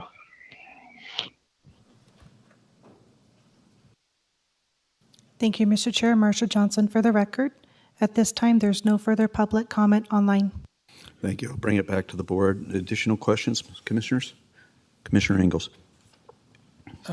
Ms. Willoughby, if you could enlighten me a little bit in regard to how this financing is handled. It doesn't seem fair, if I've got this straight, that there would be private enterprise competing with government in mortgage financing. Is that the way it works? It doesn't work that way. So who gets this money to manage it and finance these homes? Terry Willoughby for the record. It is, so let me back up. So the private activity bond Are bonds issued on behalf of the state or local government, and they're usually issued as conduit debt. So that's why it doesn't affect our debt. So it's for particular projects. It's issued through the state. There's a private activity bond council that oversees all of this activity. And so NHRA is a government agency that oversees the mortgage education, low-income loans, and other types of assistance. It's not a private enterprise. Okay. So they manage the programs. It's detailed on pages Thank you. 113 through 15 of the packet. Thank you. Any additional comments, questions? Then I sense we're ready for a motion. If I could, a couple of things that were Go ahead. mentioned. Sure, if you have Sorry. more to add. There is a schedule that of a breakdown by all the counties that is on page 112 of the packet. For example, Carson City's allocation is 3.1 million. Elko County unincorporated is 1.3 million. It's listed, it is broken out by county, so we have that detail there. And local jurisdictions are 172 million, almost 173, and total statewide is about 346 million.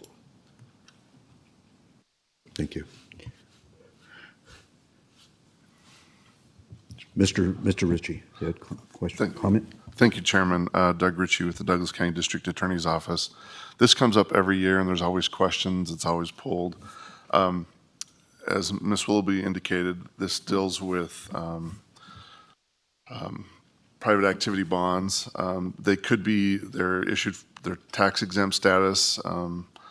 They might be exempt if the federal government approves it, but all these regulations are found in the Internal Revenue Code, 26 USC 146. As far as our state implementation, the state aggregate amount of private activity bonds which can be issued is found in NRS 48A.020.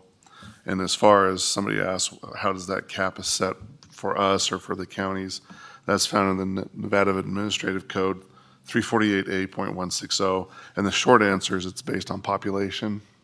It's a percentage of the population. And then how that's allocated, it's by resolution by this board. That's why this resolution is before the board today.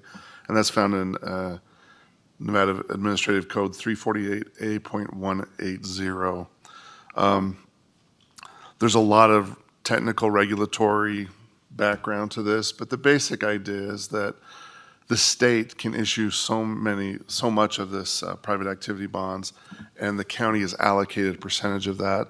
Because the county doesn't use it, we allow this state agency to use it, which will benefit the residents of Douglas County.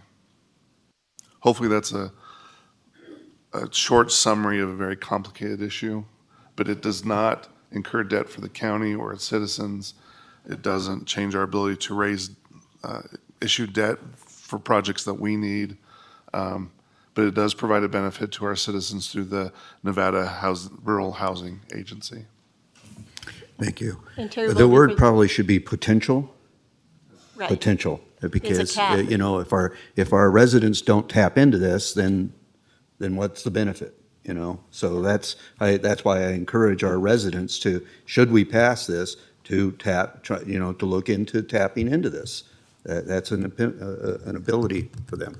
Terry will be for the record. I will certainly reach out to them and make sure that they do outreach through our website and press releases. And again, it is a cap. It's the maximum. It doesn't mean that's going to be issued. Thank you.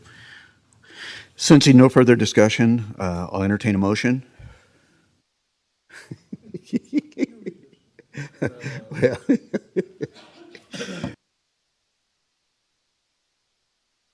All right, I'll do it.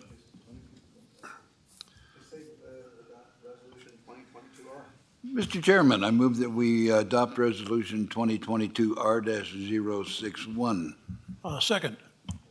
So I have a motion by Commissioner Rice, seconded by Commissioner Noasat, to adopt Resolution 2022-R-061, a resolution transferring Douglas County's 2022 private activity bond volume cap of $2,718,774.58 to the Nevada Rural Housing Authority, NRHA, for the purpose of providing a means of financing the cost of single-family residential housing at affordable prices for persons of low and moderate income pursuant to Nevada Administrative Code NAC 348A.180.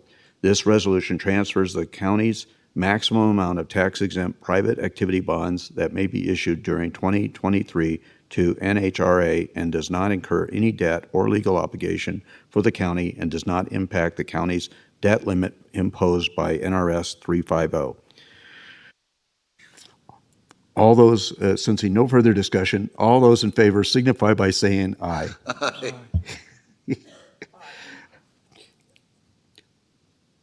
Did I hear 5 vote? Okay. Motion passes 5-0. Thank you. At this time, we're going to take a is it 10-minute break fine? 15? Okay, we'll take a 15-minute break. We'll return at 5 minutes to noon. Okay, thank you.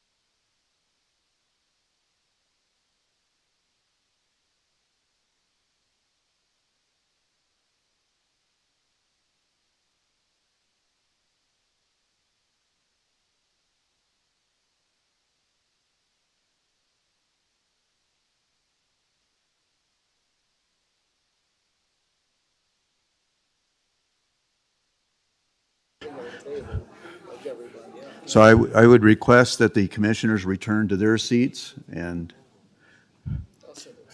Recording in progress. so we can resume our deliberations here today.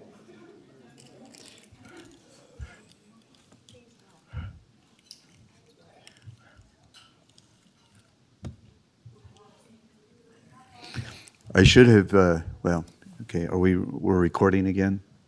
So I should have indicated earlier that our county manager is on vacation right now, and so we have our assistant county manager sitting in as the acting county manager while he's on vacation. So that's Ms. Jennifer Davidson. So I wanted to make sure that gets entered into the record. So thank you, commissioners. At this time, we'll go into item 1 of the administrative agenda. I'll be reading the agenda title into the public record, and we'll have the discretion to determine how the item will be presented. Agenda items may be considered ahead of or after the schedule indicated by this agenda. Public comment will be taken on items that are identified for possible action. That means items number 3 and 3, 5, 6, and 7. 3, 5, 6. Sorry.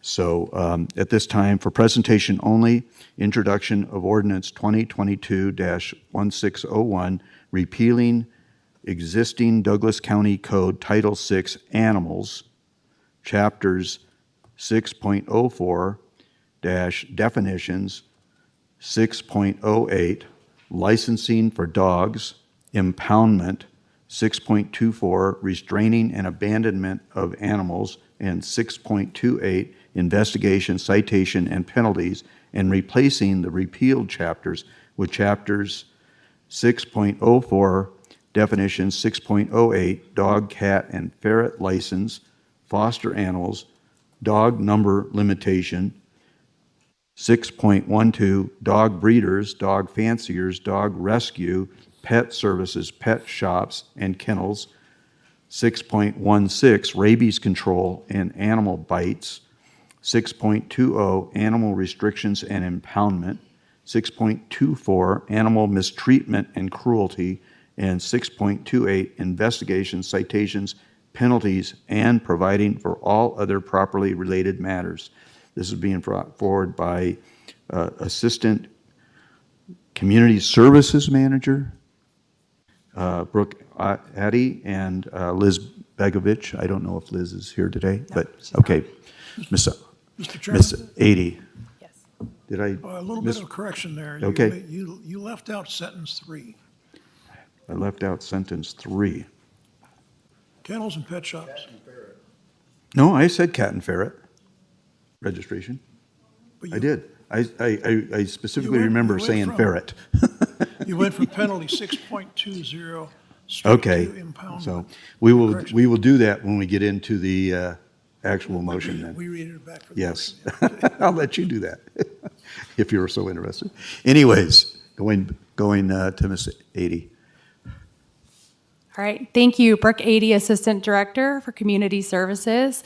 Thank you for the opportunity to introduce Ordinance 2022-1601. I would also like to thank the DA's office for working with us through these extensive changes. Douglas County Title VI was originally enacted in 1985 with various sections amended over the years. The most recent change happened in 2011. The proposed ordinance is an extensive rewrite that repeals many of the existing chapters and replaces with new text. The revision of this title is essential to provide an extra layer of protection for the peace and security of the residents and animals of this county and reflect concerns that are specific to this area. The new text provided clarifies the rights and responsibilities provided by the code in a clear and easily understood manner. The new text is organized in such a way to make finding sections quick and easy. The new text has impacted the following sections as stated regarding definitions, dog licensing and fees, foster animals, number of dogs allowed, kennels, rabies control and animal bites, dogs at large, barking dogs, dangerous and vicious dogs, impounding, restraining, and animal cruelty. Thank you. Commissioners, questions? Commissioner Ingalls. I'm not opposed to this. How do you plan to enforce it?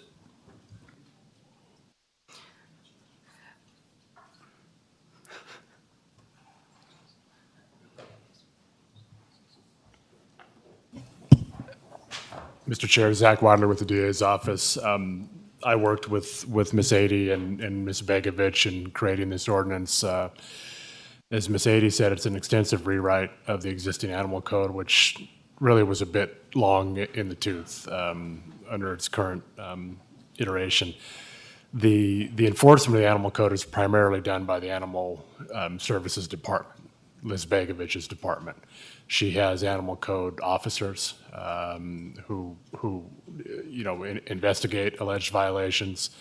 They would be authorized to issue citations. To the extent necessary, animal services officers work with sheriff's deputies to the extent needed to if there's a law enforcement presence that's required with the enforcement of any of this. Are you gonna, we have a department for code enforcement now. They're primarily up at the lake. Now, that's what it's designed for. Because up until a year or two ago, the county had 0 code enforcement officers. And this is a lot to ask of Liz Begovich and her crew. And I know that they try, and most of the stuff is phone calls that come to the animal shelter. But there can be other things where she can have a follow-up. It might be able to be resolved between a neighbor if somebody of authority goes out there and wouldn't necessitate their presence or any action further than that. So the point of this is, yeah, we always go and get codes. We've always got these grand plans, but we don't have any enforcement. This is one of the big problems we had with the vacation home rentals. We had a mountain of codes, nobody to enforce them. Hence, we put this department together, which this county should have. Other counties have code enforcement departments. So it's something that should be considered, and maybe a brief visit to your facility to see what you guys do and stuff. So as things come up in the future, they might be able to lend a hand, or they might be able to just spot something. Thank you.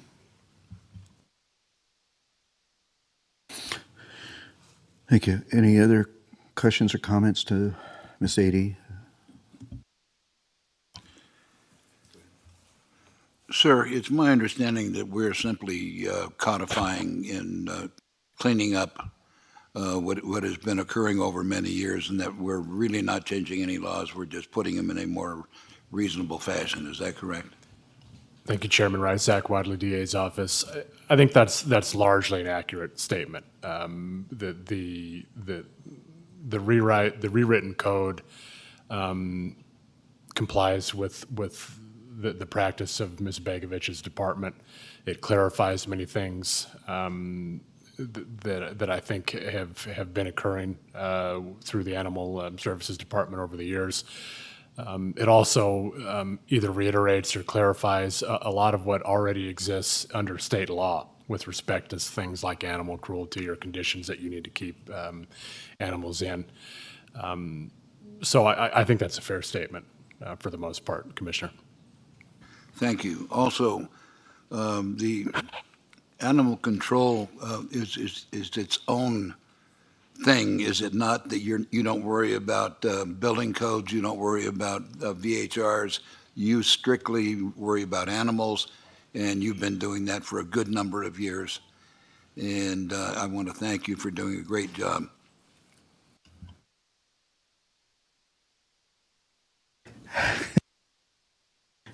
Okay. I have no questions for this. This is just a all we're really doing is repealing the existing code and putting it all back together again in a different manner with different numbers. in making it more logical and user-friendly, as I understand it. So with that, this is a presentation-only item, so it doesn't require any public comment whatsoever. It will come back before us as an approval for our possible approval of the ordinance 2022-R-1601. But if there's no further comments, then we can move on to item number 2 of the agenda. So thank you very much for your presentation. Mr. Ritchie, it was indicated by Commissioner Noasad that maybe I had forgotten one of the lines. Do I need to read this back into the record so that it's correct, or are you comfortable with where we are?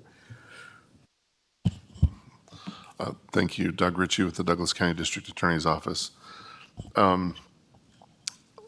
I didn't catch it, but just to be safe, you could reread the introduction, because that's the whole purpose, is to read the title of the ordinance into the record. Okay, so that we make sure that we have it on the record correctly and for the minutes, I'll read the item back into the minutes. This item number 1 was for presentation only. It was an introduction of ordinance 2022-1601, repealing existing Douglas County Code Title VI Animals, Chapters 6.04 Definitions, 6.08 Licensing for Dogs, Kennels, and Pet Shops, Cat and Feral Registration, 6.16 Dog Restrictions, Penalty, 6.20 Impoundment, 6.24 Restraining and Abandonment of Animals, and 6.28 Investigation, Citations, Penalties, and replacing the repealed chapters with chapters 6.04 Definitions, 6.08 Dog, Cat, and Ferret License, Foster Animals, Dog Number Limitation, 6.12 Dog Breeders, Dog Fanciers, Dog Rescue, Pet Services, Pet Shops, and Kennels, 6.16 Rabies Control and Animal Bites, 6.20 Animal Restrictions and Impoundment, 6.24 Animal Mistreatment and Cruelty, and 6.28 Investigations, Citations, and Penalties, and providing for all other properly related matters. Whew, that's a mouthful. Thank you. Did I get it right this time? Can I straighten out a misstatement by Commissioner Rice? I do believe this would apply to short-term rentals of kennels. They may only stay for a few days. It might not be a vacation for them, but it does apply.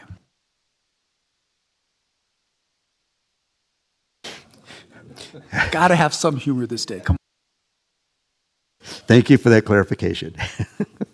Okay, item number 2 for presentation only. Once again, this is a presentation only item. We will not be taking public comment on this. For presentation only, introduce ordinance 2022-1602, an ordinance to amend Title 20, Appendix B of the Consolidated Development Code by revising the table 903.2.2 of the International Fire Code, IFC, section 903.2.4 of the IFC, as well as section 901.8 of the International Building Code, IBC, to provide exemptions in the East Fork Fire Protection District for certain residential structures and manufactured homes from the requirement to install automatic fire sprinkler systems. So our Community Development Manager, Mr. Dallaire, is here, and we have also our Deputy District Attorney, Mr. Taylor, that's here also. I want to preface your presentation by a couple of comments personally. Anyways, about a month ago, just for reference sake, about a month ago, this board asked Community Development to bring back to us a possible ordinance that would repeal the Title 20, Appendix B of the Consolidated Development Code. And as I understand it, Community Development was prepared to do just that. However, subsequent after that, the East Fork Fire Board of Trustees met, and they discussed this item, and they brought forward some recommended changes or considerations that they asked us the Board of Commissioners to take a look at. Commissioner Rice and I, as Vice Chair and Chair, met with Mr. Taylor in that regard to discuss that process and that possibility. And at that time, Commissioner Rice and I determined that perhaps it was proper to take into account the concerns of East Fork Fire in bringing this item forward. So I'm here today to basically fall on my sword in that regard, okay? This should not be directed because community development was prepared to do this. But this is a perfect example and a good example for the public to understand in regards to open meeting law, okay? Since two commissioners discussed this process, we could not go to additional members of the Board of Commissioners to take a look at that. And so we were very careful in that regard. So if it's the opinion of this majority of this board that this is not the proper motion, then we can discuss that as well. But I just wanted to preface this presentation by those comments. And that's why this item is on this agenda as it is. So with that... Mr. Chairman, I was asked to be nice today, so I'm not going to say anything. Wow, that's all we have to do? Depends who's doing the asking. Okay, so with that, that's where we are today. And Mr. Dallaire, I'll let you take the floor then. Thank you, Tom Dallaire, for the record, Community Development Director. This item is for introduction of the ordinance 2022-1602. It does amend the Appendix B of the County Code, Title 20, and this is revising chapters within Appendix, or sections within Appendix B that were approved back in 2019, April 4th of 2019. So the amendments that were proposed had some considerations from East Fork Fire. They were included in there. This amendment does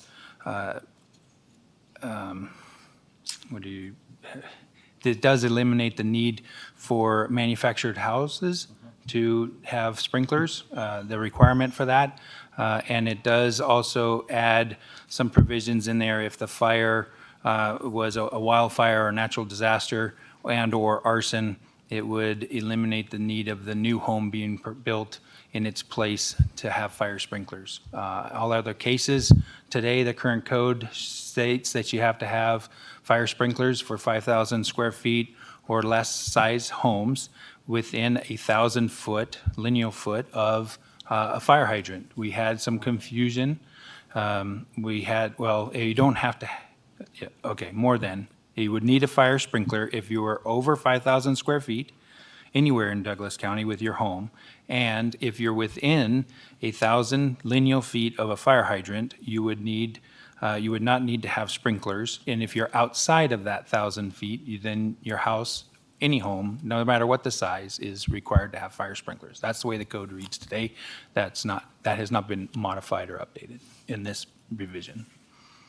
So hopefully that's any other clarifications, Sam? Thank you, Tom. Sam Taylor for the record with the Douglas County DA's office. One of the things that I would note for the record, and it's something I think the board should consider whenever evaluating this issue, is that the majority of the homes being constructed within Douglas County, residential structures, are located within 1,000 feet of a fire hydrant. So these changes to the code will not apply to those structures. They basically are exempt from the requirement to have a fire sprinkler. And so if you're within 1,000 feet, you're good to go. In addition, if you recall, we had a change to the code that allowed for manufactured homes to come in and have exemptions for a petition. They'd file a petition essentially, and they'd be exempt from the requirement to install fire sprinklers for manufactured housing only. And those were homes that were located more than 1,000 feet away from a fire hydrant. So that's just something to keep in mind in terms of the background when considering this issue moving forward. Commissioners, questions? Okay. We're not voting or discussing it today. We're going to wait till next We're not meeting. voting on this. No, it's a presentation-only item. Or asking questions. What would happen is that the community development would bring back this ordinance for action at the July 20th meeting, if I'm not mistaken. Is that correct? Okay. If the feeling of the board is that they still prefer to repeal the ordinance in its entirety, we could bring forward that motion as well. So that's kind of the direction that I think we need to provide community development staff as to whether or not that's the feeling of this board. So.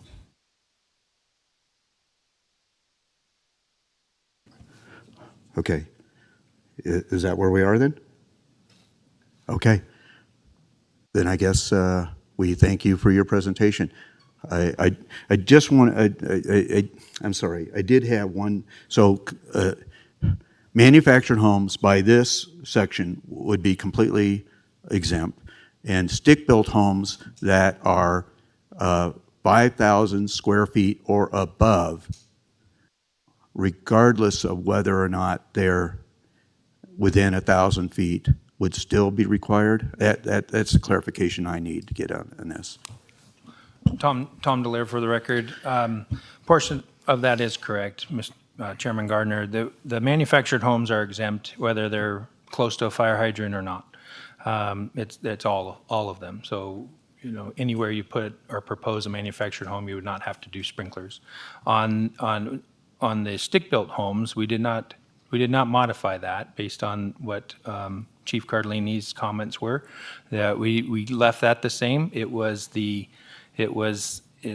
if your house is 5,000 square feet or less and within 1,000 feet of a fire hydrant. We did do some clarifying language to that. Within 1,000 feet, it's got to be how the fireman is going to respond to a fire from the fire hydrant and how they're going to lay the hose to your home.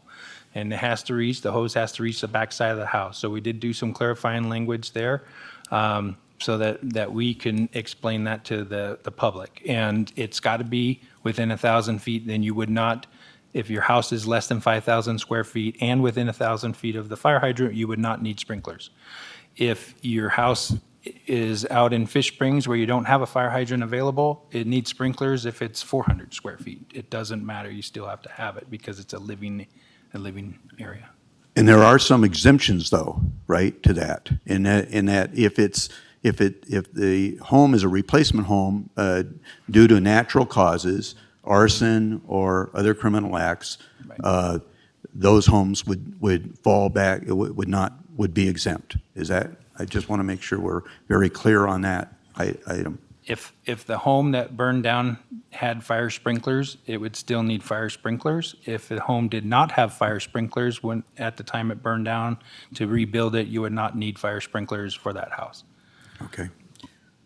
I just look forward to 2 weeks so someone can explain to me why a newly built home that didn't have fire sprinklers before is now more safe than a new home that didn't have fire sprinklers before. It's the same home.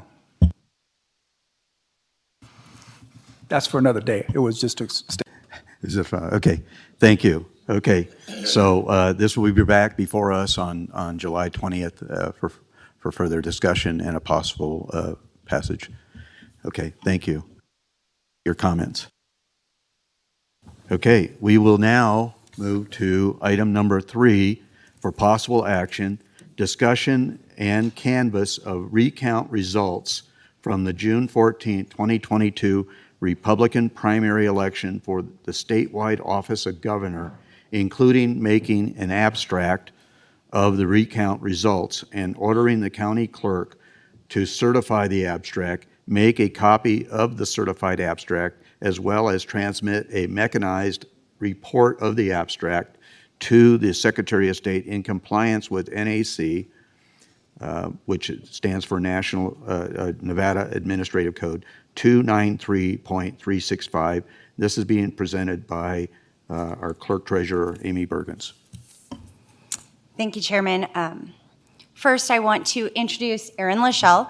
Not everyone has had a chance to meet her. She is the elections administrator for Douglas County and has brought a wealth of knowledge to the county, and I'd say did a pretty darn good job this primary election. So I'm happy to have her, and she's here to answer questions also.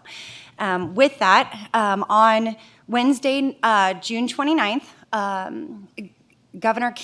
Republican governor candidate Joey Gilbert requested of the Secretary of State for a recount of the election, the Republican governor race only. He paid the required fees, which was a little over $190,000 statewide. $3,303.04 was for Douglas County, the cost that would come from Douglas County to do a recount. Thursday, June 30th, at 8 a.m., my team started the recount. The recount is per NRS and NAC, the exact same way we counted the ballots the first time. Therefore, we downloaded all of the USBs from in-person voting, from early voting and election day, and then we rescanned every mail ballot that we had received, which was around 14,000 ballots. That process started at 8 a.m. It took us about 11 hours that day to complete the count. And then on Friday, July 1st, we finished up all of the reporting and sent it over to the Secretary of State. The results have been provided in your packet. Let me go through the adjudication process first. So with the mail ballots, when we rescanned them, we programmed the computer to only look at the Republican governor race. We weren't counting anything else. We didn't recount anything except for that race. So on the Republican ballots, we scanned all the ballots, but it knew which ones were the Republican ones, and it pulled the governor race only. When it rescanned, we had to redo the adjudication process. And that process is where the computer can't identify which candidate was selected. And that's usually caused by stray marks. Some of the ones that, just for example, some of the ones that I adjudicated, there were 4 different candidates selected, but next to it, they had written no, no, yes, no. So the one that they wrote yes to, we told the computer that's the one we're going to keep. We did about 60 adjudications in that process. So when we were done tallying, we had processed the same amount of votes total that we had in the original election tally. So just so that you know, every single original ballot that was cast was recounted, and our numbers were exactly the same. With that, during the adjudication process, Joey Gilbert did pick up 1 additional vote in Douglas County, and it did not come from Joe Lombardo. It came from another candidate that was down on the ballot. So that is why the original numbers, Joey Gilbert got 3,391 votes in Douglas County, and during the recount, he received 3,392 votes. It was during the adjudication process. So with that, are there any questions? Ms. Bergens, I have a couple of questions. Number one, how does that, you said that it's adjudicated, but how does that process work? I mean, I don't know that that's clear. Yes, Chairman Gardner, good question. So the adjudication process, when we scan in the ballots, it's scanned in an actual picture of what the ballot looks like. The ones that need to be adjudicated go into a folder that says, basically, you need to adjudicate these. And then we have an adjudication team that goes through those and makes those decisions based on actually looking at it's a picture of the ballot. And they're able to click on the one that they're like, yes, this is the one, and there are X's on the ones that they're not accepting. The adjudication team, the adjudication board for the original primary election counting was different than the adjudication team that did the recount, which is why there was a discrepancy. When you have humans making those decisions instead of a computer making final decisions, it changes the outcome.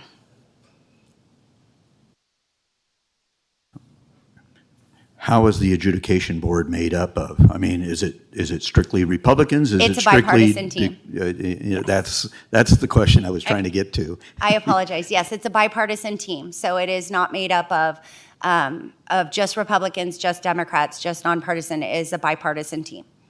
And how many people are on that team? During the primary election, it was 3, correct? Erin Lachelle for the record. During the election, we had a rotating panel, so we actually had permanent staff members as well as election workers who were members of the community. So in total, we had 7 or 8 individuals who were adjudicating at some point between both the original count and the adjudication during the recount. Okay. So the other question is, now this, the county did get reimbursed for this recount process? The county has not been reimbursed yet, but the funds had to be deposited with the Secretary of State's office prior to us starting the recount. So the money, it's my understanding that the money was deposited with the Secretary of State's office, and from there, we should get reimbursed for that $3,303.04. Okay. There were costs involved in the in the primary election, the original primary before the. How much did that cost the county? I haven't done a total of how much it cost the county, but as far as reimbursements from the grant funding that you had approved, that the board had approved prior, we just received a check for almost $176,000 that is going back into the general fund. Yay! Thank you for that effort. I appreciate that, and as I'm sure that my colleagues do as well. Other commissioners, any other questions in regards to this? Sensing none, this is an action item, so we have to go to public comment on this. So, is there anybody here in chambers who wishes to make public comment on this item?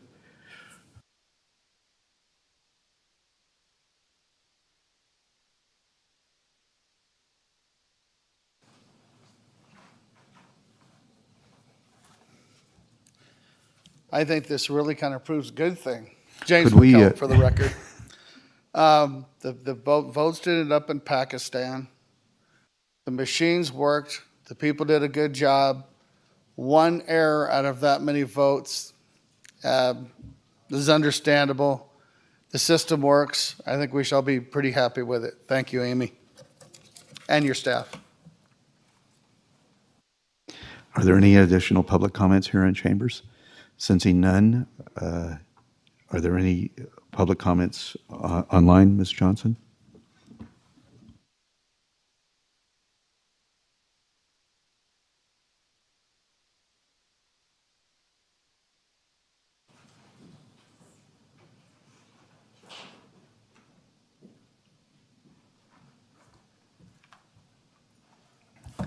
Aren't you pleased that we have laptops now instead of desktops that you would have to transport over there? Sorry, I didn't understand what you said. Okay. Nobody does. We're fumbling through this. Don't make it any worse. Okay.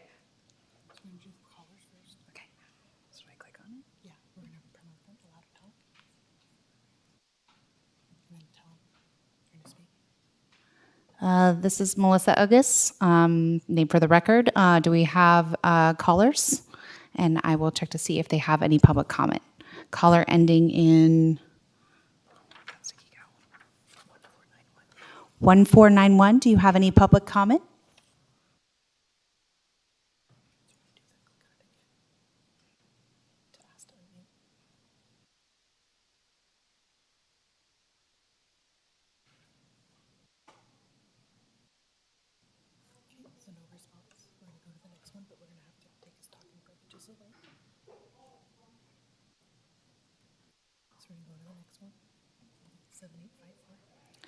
Caller with number ending 7854, do you have any public comment?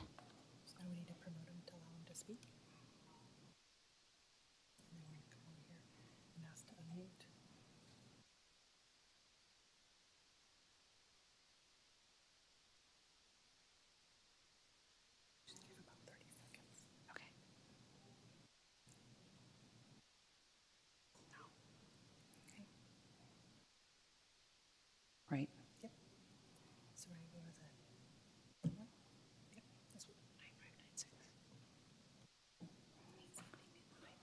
Caller number 9596, do you have any public comment?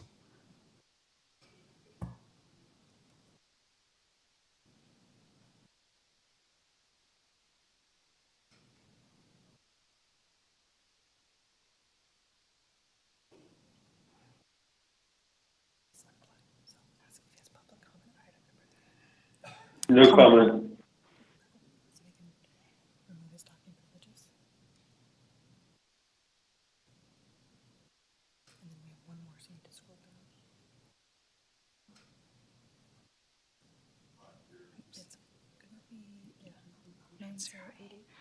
Caller number 9088, do you have any public comment on item number 3?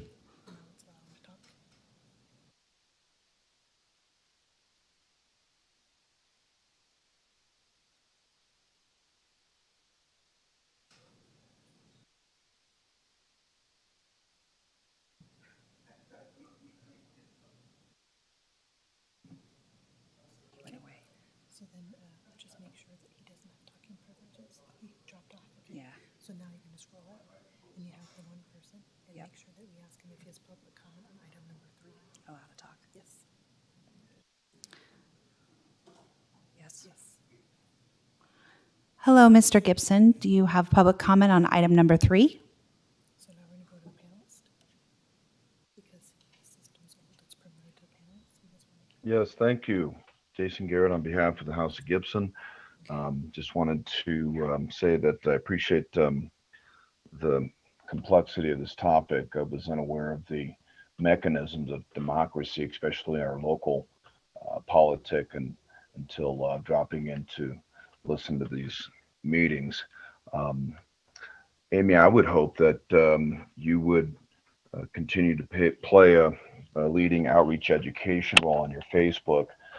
You can create autonomous pages related to this specific topic without giving people your personal information.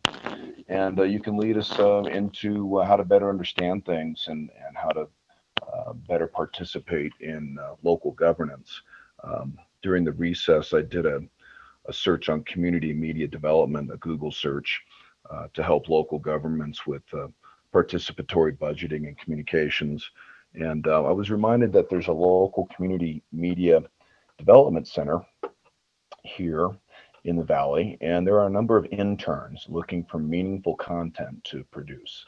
You could easily recruit a part-time intern to cover the complexity of government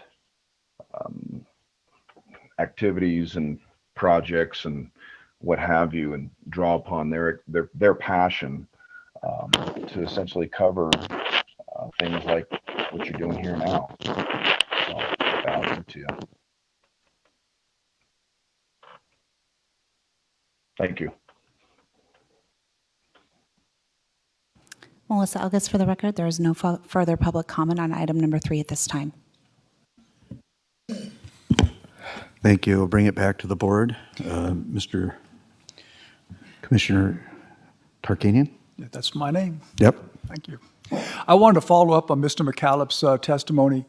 Amy, can you explain to the room how you verified that the voting machines did not transmit this information to Pakistan? I didn't check for Pakistan in particular, Commissioner Tarkanian, but we are very, we have a rigorous way through the Secretary of State's office that we do what's called pre-lat, which is pre-logic and accuracy. It was just a joke. Oh, okay. I was going to tell you all about it. Yes, I am sure. Sorry, Danny, or Commissioner Tarkanian.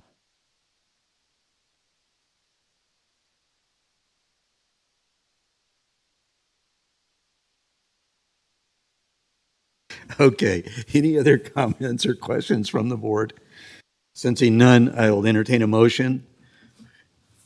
Mr. Chairman, I move that we approve the canvass of recount results from the June 14th, 2022 Republican primary election for the statewide office of governor, including making an abstract of the recount results as presented and ordering the county clerk to certify the abstract, make a copy of the certified abstract, as well as transmit a mechanized report of the abstract to the Secretary of State in compliance with NAC 293.365. Second. Okay, motion by Commissioner Rice, seconded by Commissioner Tarkanian to canvass the recount votes approve the canvass of the recount results from the June 14, 2022 Republican primary election for statewide office for governor, including making an abstract of the recount results and ordering the county clerk to certify the abstract, make a copy of the certified abstract, as well as transmit a mechanized report of the abstract to the Secretary of State in compliance with NAC 293.365. Before we go to a vote, the only thing I wanted to indicate there is that on a recount, it's only the individual that requested the recount, paid for the recount, and that's why we're not recounting the entire primary ballot. So with that, all those in favor signify by saying aye. Aye. Motion passes 5-0. Thank you very much. Chairman, can I just go one step further to what you said? It's actually the reason that all of the Republican governor candidates aren't on there is because it's the person that paid, the candidate that paid for it, the recount, and whoever won. So that's why the only two people that you see on the recount are Joe Lombardo and Joey Gilbert. Thank you for the clarification. Appreciate it. If I may, Chairman. Sure, Mr. Amy, Commissioner. you should have gaslighted Tarkanian and said, yeah, it takes us 24 hours for the round trip to Pakistan, and we got a room full of people over there sitting with bhagwans counting all this stuff. Thank you. I'm sure the taxpayers would love it if I took that trip on their penny. And Mr. You Chairman. do realize that's on the record. Just Yes. just a little budgetary question. Where does $109,000 go? Which bucket? Okay, so Commissioner Noah said you wanted to know where the $190,000 went to. So it was a little over $190,000 that went to the Secretary of State's office prior to the Secretary of State asking for the deposit from the candidate. They ask each county how much it's going to cost to hold the recount. That's where the $3,303.04 came from. I figured out fully burdened rate of my employees for the amount of time that we thought that it was going to take us. That's why our share is the $3,303.04. That will go back into the general fund when I receive it. Good question. Okay, thank you very much, and we appreciate what you did and the transparency you had in the election. Item number 5, for possible action, discussion and review of the Community Grant Committee's recommendation of awarding grant funding from the General Fund and Social Services Fund to various applicants for fiscal year 2022-23. This is being addressed by Chief Financial Officer, Ms. Willoughby, and is Ms. Wickert here also? Yes, Ms. Wickert is here as well. Thank you.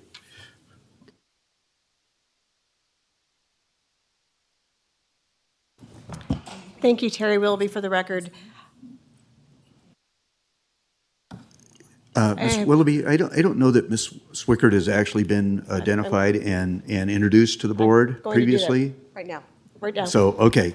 This is Debbie Swickard. She's our grants administrator. As you will recall, a couple years ago-ish, the board approved a new position for the county, which thankfully with CARES Act and ARPA, she's been instrumental, and part of her duties have involved streamlining the community grant process, which she's done a great job. I'd like to direct the board to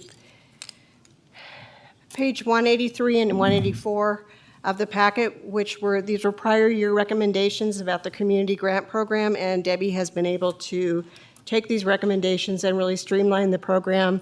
She's moved the application dates up so that they'll have the full fiscal year to spend the money, which was a huge undertaking.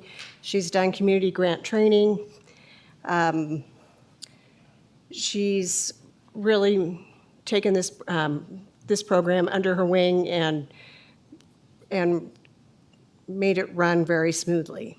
So with that, these recommendations were heard by the Audit Committee at their meeting on June 28th, and their recommendation was that the board approve the recommendations as presented, and those are on page 185 of your packet. And we'd be happy to answer any questions about specific items, and Debbie can answer those details.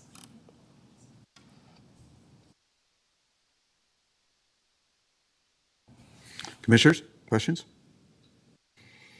Sensing no questions by the commissioners, then we will go to public comment since this is a possible action item.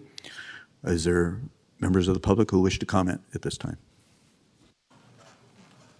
Yes, thank you, Chairman. Lori Lyle. I'm with the Carson Valley Quilt Guild.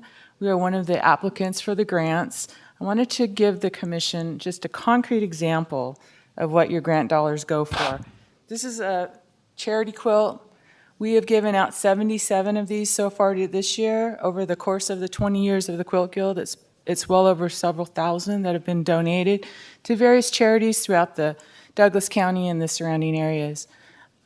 Most recently, we've been given to CASA, the court-appointed special advocates for children in the foster care system, also to Austin's House, children who are in special circumstances through abuse or neglect. And our donation or our efforts will enable us to make about 300 of these quilts if the grant is approved. So thank you so much for the opportunity. We really appreciate the input from the county. It makes our job so much easier to provide that, that connection to these kids that really need it. So thank you very much. Thank you.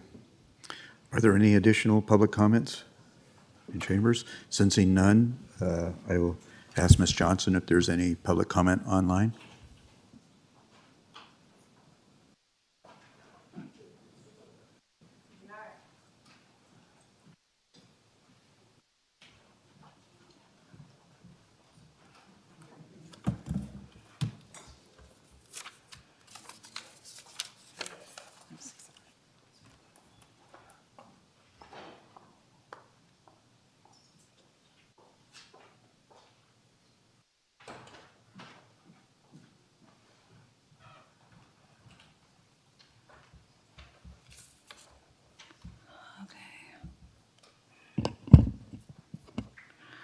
All right, Melissa Elgus for the record. We do have callers. I will check to see if they have any public comment on item 5.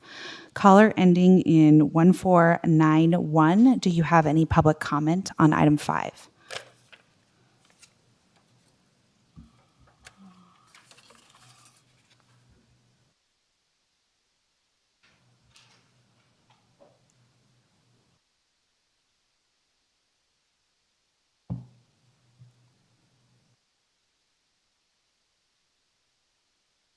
Hi, good afternoon.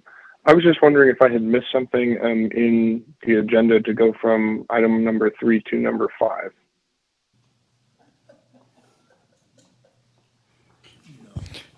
5. No, you really didn't miss anything. Item number 4 was withdrawn from the agenda for today, so we are not going to be going into item number 4, so that's why we went from 3 to 5. Thank you. Oh, okay. Thank you so much. As indicated earlier, if you have public comment that is related to item number 4, you may choose to use the closing public comment. You'll have 3 minutes in which, at closing public comment, you may offer public comment at that time on that item. Thank you. Thanks so much. Okay, caller number 7854. Do you have public comment on item number 5?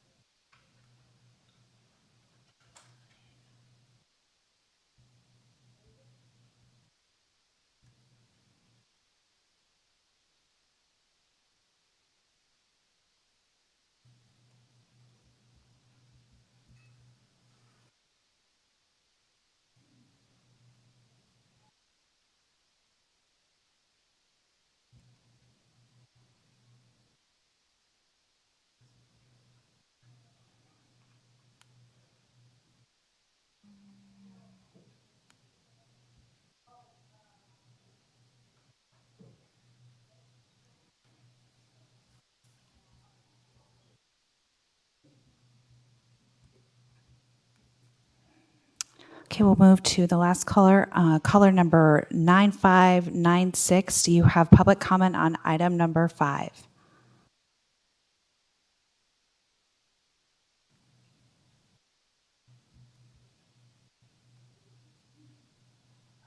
No comment on that item.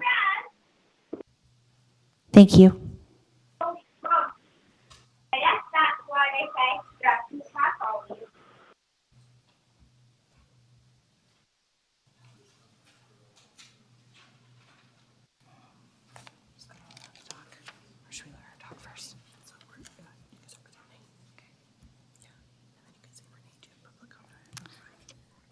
Renee Louie, do you have public comment on item number 5? I do, thank you. Okay to proceed? Yes, ma'am. Thank you. Chairman, County Commissioners, staff, I wanted to just make a brief comment and the changes that Ms. Willoughby speaks about with the staff and the process have been extremely advantageous and useful for all of the nonprofits that operate in the community and really do good work for pennies on the dollar with these grants. They have held very specific Zoom calls, training sessions, how to fill out forms, how to respond, how to comply. They've done that multiple times, and all of the nonprofits are extremely grateful for that. I apologize for the record, Renee Louie. I am a director, longtime director for the Douglas County Community Services Foundation and for the Incredible Kids Fund. So I just wanted to point that out to the commission that there's a lot of hard work by the applicants and staff that goes into this. And I know it is a very rigorous process, and we always want to point out when good work is done, and we appreciate them. Thank you. Thank you.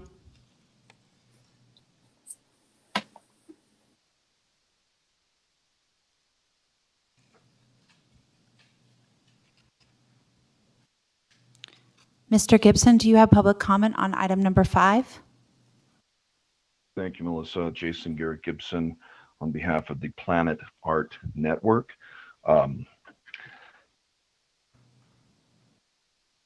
This is a very hot topic. I wanted to pull this specifically because of what we do with the World 13 Moon Calendar Change Peace Initiative.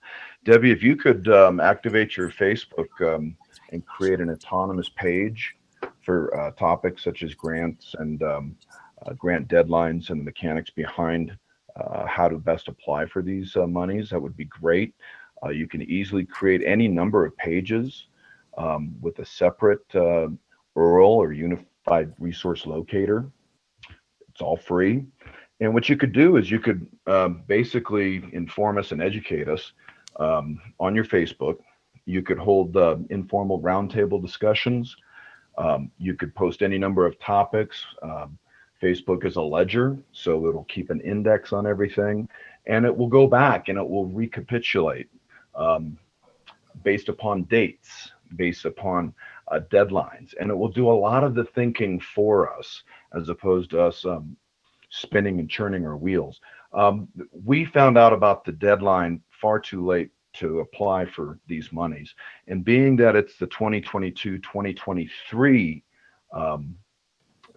grant window, we would ask that you reopen that because we missed the deadline. We couldn't get up to speed with everything soon enough, fast enough, quick enough. And since it's going to be a 2-year window or limitation on who gets these funds, we'd ask you to open up the process again so that we can get involved and apply for these monies appropriately. Thank you.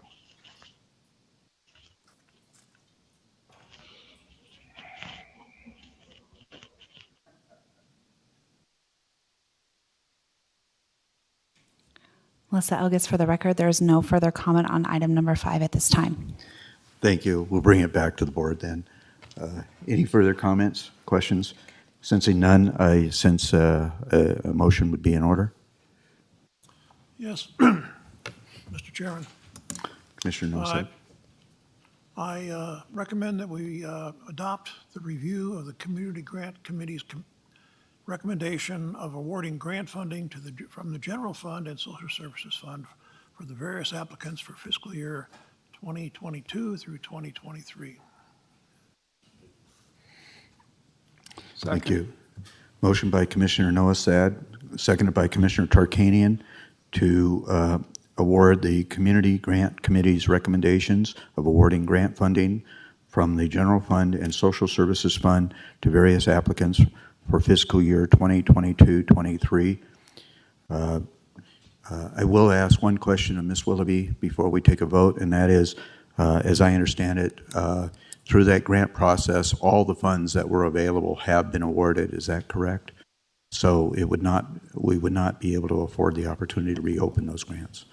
Terry will be, for the record, correct. This is for the fiscal year 22-23, so it is a one-year program, and this takes care of everything that's been budgeted for this program. Very good. I suspected such, but I just wanted to make sure that was on the record. So sensing any further discussion, sensing no further discussion, all those in favor signify by saying aye. Aye. Motion passes 5-0. Thank you very much. Appreciate your efforts. Thank you, and I did want to let the public know that there is a community grants page on our website that has documents about the applicants and the success stories. So they can certainly go there and look at all the information.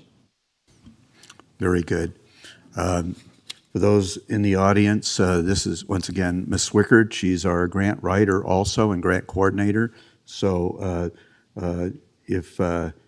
we certainly want to make sure that the GIDs are aware of this because we want to allow them to access to possible grants that are available. And Ms. Swickard, I think, has a real good handle on this, I understand. So thank you very much. Appreciate it. We'll now go to item number 6 for possible action, discussion to approve a contract between Douglas County and Derek M. Lopez, Esquire, to provide on an as-needed basis services as the coordinator of the county's indigent legal defense program at a rate of $100 per hour, not to exceed $114,000 for fiscal year 2022-23. This contract will supersede the previous agreement with the contractor approved by the board on October 7th, 2021, and will result in a $70,000 reduction in the contract amount. This is being presented by our acting county manager, Jennifer Davidson. Thank you, Mr. Chairman, members of the board, Assistant County Manager Jennifer Davidson for the record. This item appears on the agenda as a housekeeping item, a continuation of action that the board took from your June 16th meeting. At that meeting, the board created a new position. It's an administrative position intended to support Mr. Lopez in his administration of the Indigent Defense Program pursuant to the county's Indigent Defense Services Plan, which is contained within your packet. In order to fund that position, we advised the board that Mr. Lopez agreed that a significant amount of his time would be saved if a full-time staff member could be created and brought in to help him manage the administrative functions of the program. And that was the basis for the creation of the position. To fund that, the $70,000 will now be shifted and allocated for the creation of the new staff. And I have been told that Mr. Lopez is comfortable that the remaining amount in his contract is sufficient to cover the services he would provide. The remaining amount needed to fund that position is approximately $16,000, and that will come from the salaries budget in the county manager's office. I'm happy to answer any questions that the commission may have at this time. Commissioners, questions? No questions. This is an action item, so we'll go to public comment here in chambers. Are there any individuals here that wish to offer public comment in this regard? Sensing none, Ms. Blosser, is there people online who wish to offer public comment?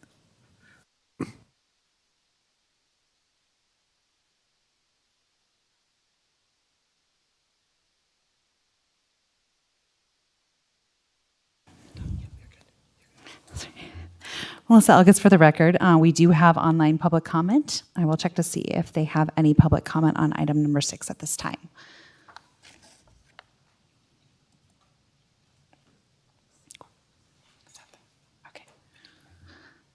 Caller number 1491, do you have public comment on item number 6 at this time?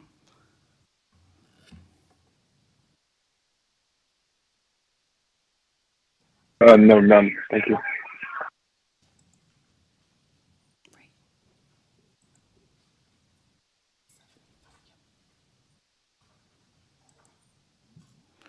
Caller number 7854, do you have public comment on item number 6 at this time?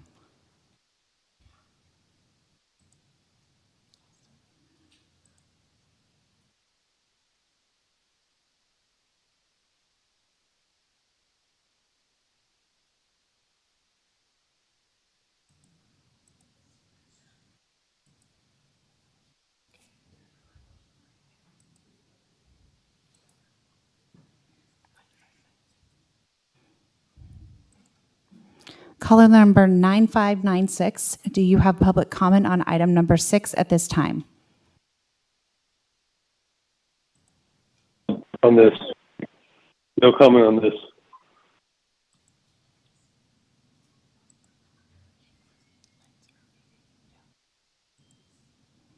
Caller number 9088, do you have public comment on item number 6?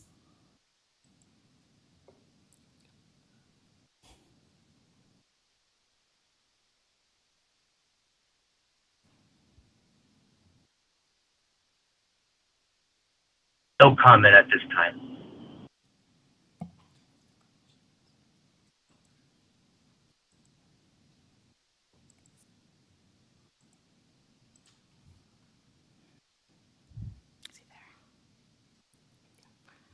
Hello, Mr. Gibson, do you have public comment on item number 6? Yes, thank you, Melissa. Jason Garrett Gibson with the People's Coalition for Justice. We're going to be speaking up for those dads and those callers who, well, apparently the cat has their tongue. DAD is an acronym for Dads Against Discrimination. I'm going to use this moment to get on my soapbox here because all of the trouble that I'm involved in, if you want to call it criminal, is over trying to see my son. I have over 50 claims in 8 counties over the course of 20 years trying to enforce 4 parenting plans that cost us $150,000. Not worth the ink they're printed on. We have the worst criminal defense system in Oregon, and I'm not sure about Nevada, but when I look at the educational situation in Nevada, which is 49th in the nation, I get a good sense that we're in, well, we're in deep shite. And whatever resources are being allocated towards these officers of the court, they're certainly not advocating for dads. So we're going to be keeping a watchful eye on that. We're going to make sure that our schools are teaching the basic building blocks of law, the basic building blocks of biology. And there are some things about our education that are fundamentally flawed that are fueling your police state. And we're going to have a very sharp eye on that. Thank you.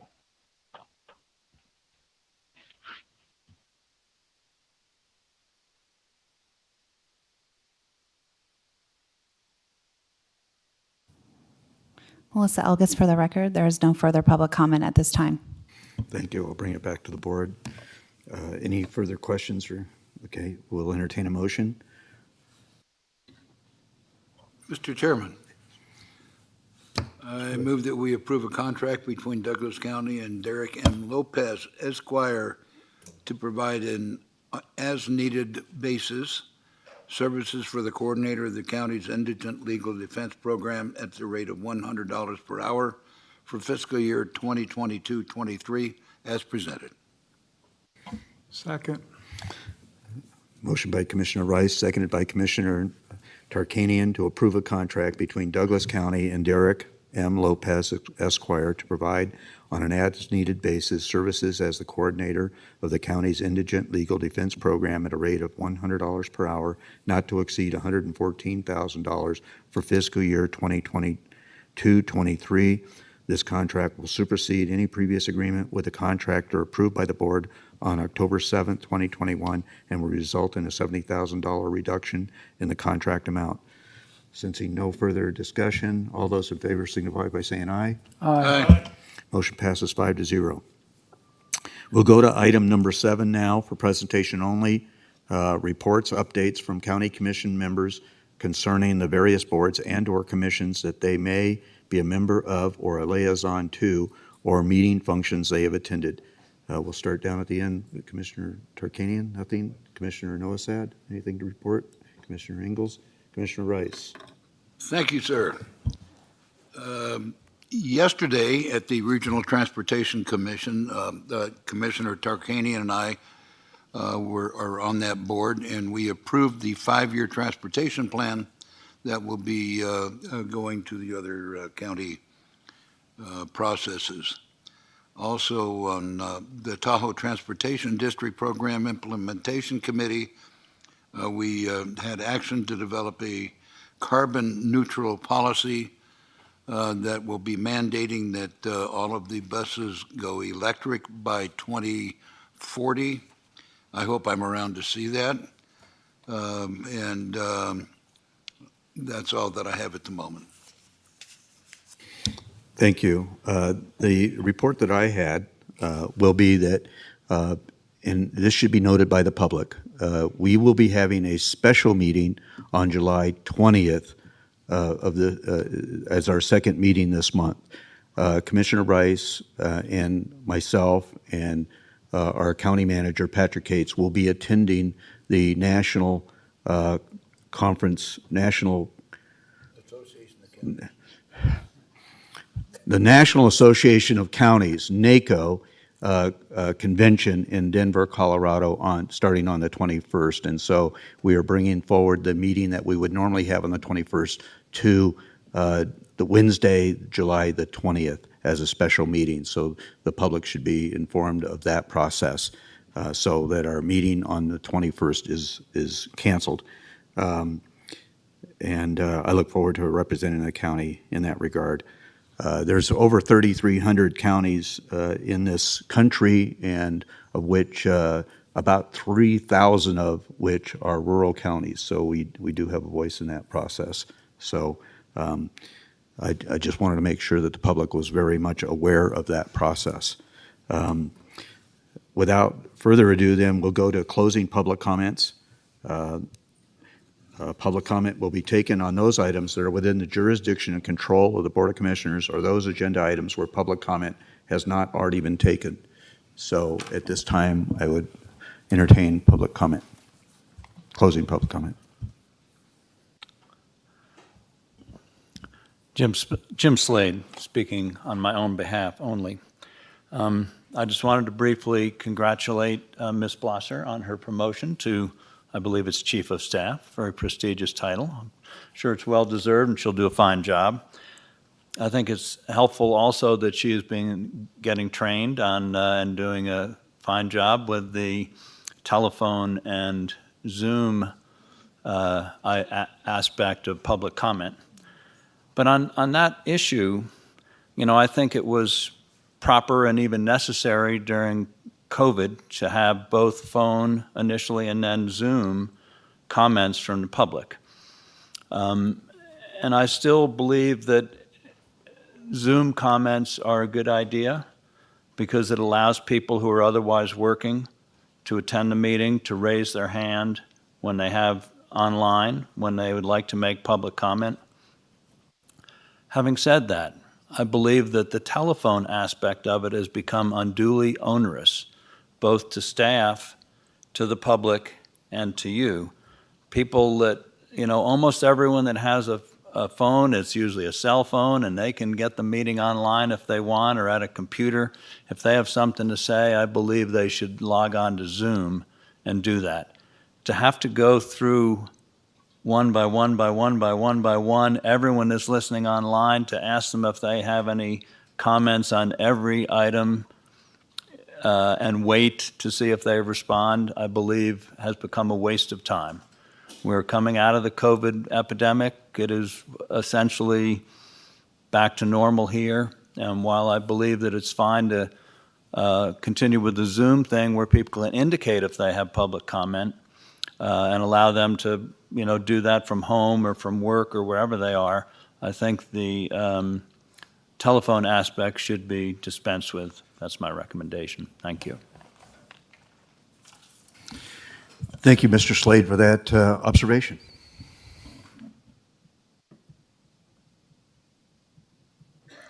Good afternoon. Dave Brady for the record. My comments are not necessarily so germane to the VHR program as much as they are to the decision-making process that takes place in these chambers. I was at Mavericks the other day and I saw a soccer player with a shirt on that said, "Trust the process." Now, my kids played soccer, but I have no idea how that relates to soccer. But what I realize is trusting the process when it comes to decision-making in Douglas County is gone out the window. And here's why. There's a saying that the minority should recognize the will of the majority. The will of the minority should recognize the will of the majority. That's not being done here. It is recognized in your board norms and procedures, however, under Section 4A6. Once a vote is taken on an issue, each commissioner will individually support the law or policy made by the board. If a commissioner wants to be reconsidered, he or she will inform the board. When possible, the commissioner should attempt to reach consensus on an issue. When that is not possible, the majority vote shall prevail. However, the board shall respect the opinion of the minority. I think what we have here is a case of an unwillingness to accept the outcome of a decision that's been made specific to VHRs. But this could apply to any and all decisions that you make. The message you're sending to the community is, we're going to make a decision on Thursday, but guess what? Maybe next Thursday we're going to change our minds. How does it lend any credibility or confidence to the business community or to the community at large that when you make a decision, you stick to it? So my suggestion to you is, with respect to the board norms and procedures, you include a line that says that there needs to be clear and compelling evidence to bring this issue back. Now, my understanding is the VHR committee has not reviewed anything yet, and this program has really not gotten off the ground yet. So it's premature for any of you to give thought to the idea of submarining the program without any evidence. This all erodes, like I said, the confidence, quality, and credibility of the decisions this board makes. And it's not, like I said, centered strictly on VHRs. You need to, when you make decisions as a board, and if you are in the minority, you need to support that. There's no two ways about it. That shows professionalism on your part. What I see is decisions are being built on a foundation of quicksand, not a foundation of cement. And this will really erode the confidence, like I've said, in the community here and in this organization as a whole. I think Mr. Nawasad's attempt to revisit the VHR program without clear and compelling argument is unprofessional, inappropriate, and quite simply a rookie move. Thank you.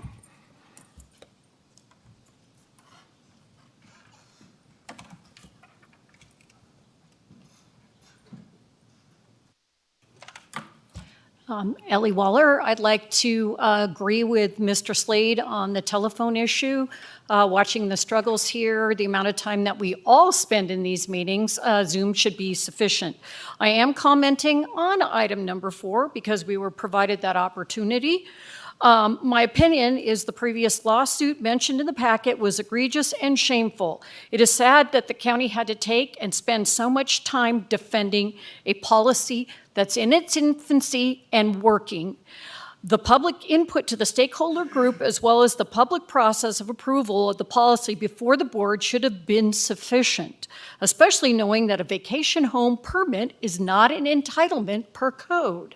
Allowing the ability of multiple VHR permit holders to renew their existing permits as of June 3rd, 2021, notwithstanding the current limit of 1 VHR permit per person, through October 1, 2024, is generous. There is a wait list, and why should one entity enjoy multiple VHR financial gain while others have to wait? I'm glad to see that the limit of 600 stands, and in the future, I'm hoping updates will come to the tier structure. I participate at every meeting. They're 4 to 6 hours. People should come if they really have input. Regardless of the outcome of today's request, I'm glad to see the financial impact data because I do have a question. The county revenue is identified at $4.2 million, or 20% of the total room tax fund revenues. Of that amount, 1.35 is lost to Douglas County and 2.5 million lost to the Visitors Bureau. I'd like to know for the next meeting that this comes up in October or whenever after the VHR advisory panel has made some decisions, who determines that split? Is this voted on by this board? In other words, who decides what Tahoe Douglas Visitors Authority receives versus Douglas County programs? And lastly, I know the settlement states the board unanimously approved the settlement agreement on March 3rd. It should be noted that the terms of the settlement agreement, Section 8D, state the board is prohibited from enacting any changes to the program until the VHR advisory board comes before. No disrespect to this board, but I have attended those meetings. Please let the advisory board, the new program manager who's doing well, and staff work through this project and not bring any other recommendations. You can submit them to the advisory panel for discussions, which we do at each meeting. The backlog to the Tier 3 applications process alone is an arduous task. This is going to be a multi-year effort, and the public, as well as vacation homeowners and your boards, need to have patience and endure the process. Thank you.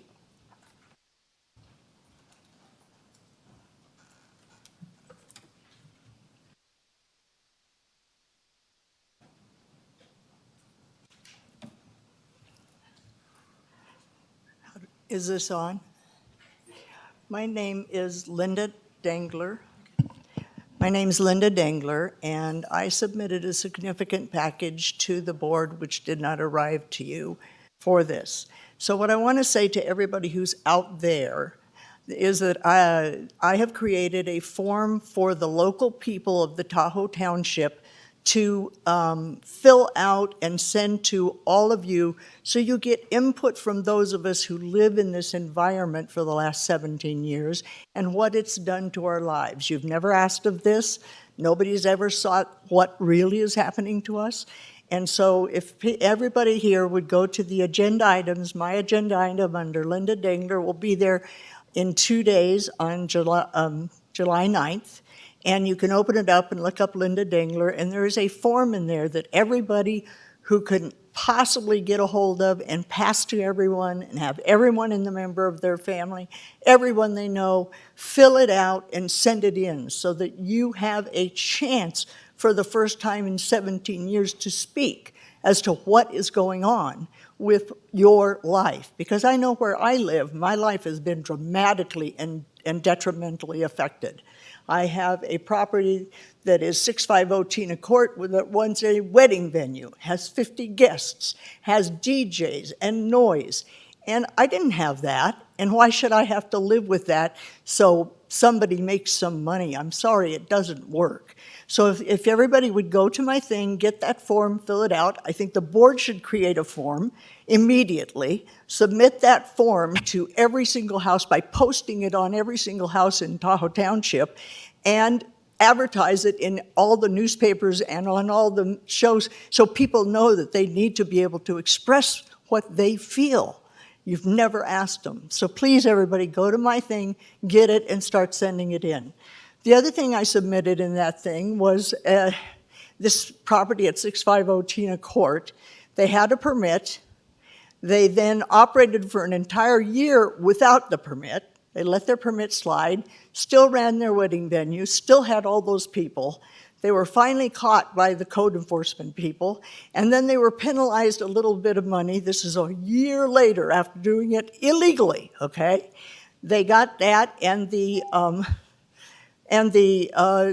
were given a permit. Their permit was renewed when they'd broken the law for a whole year.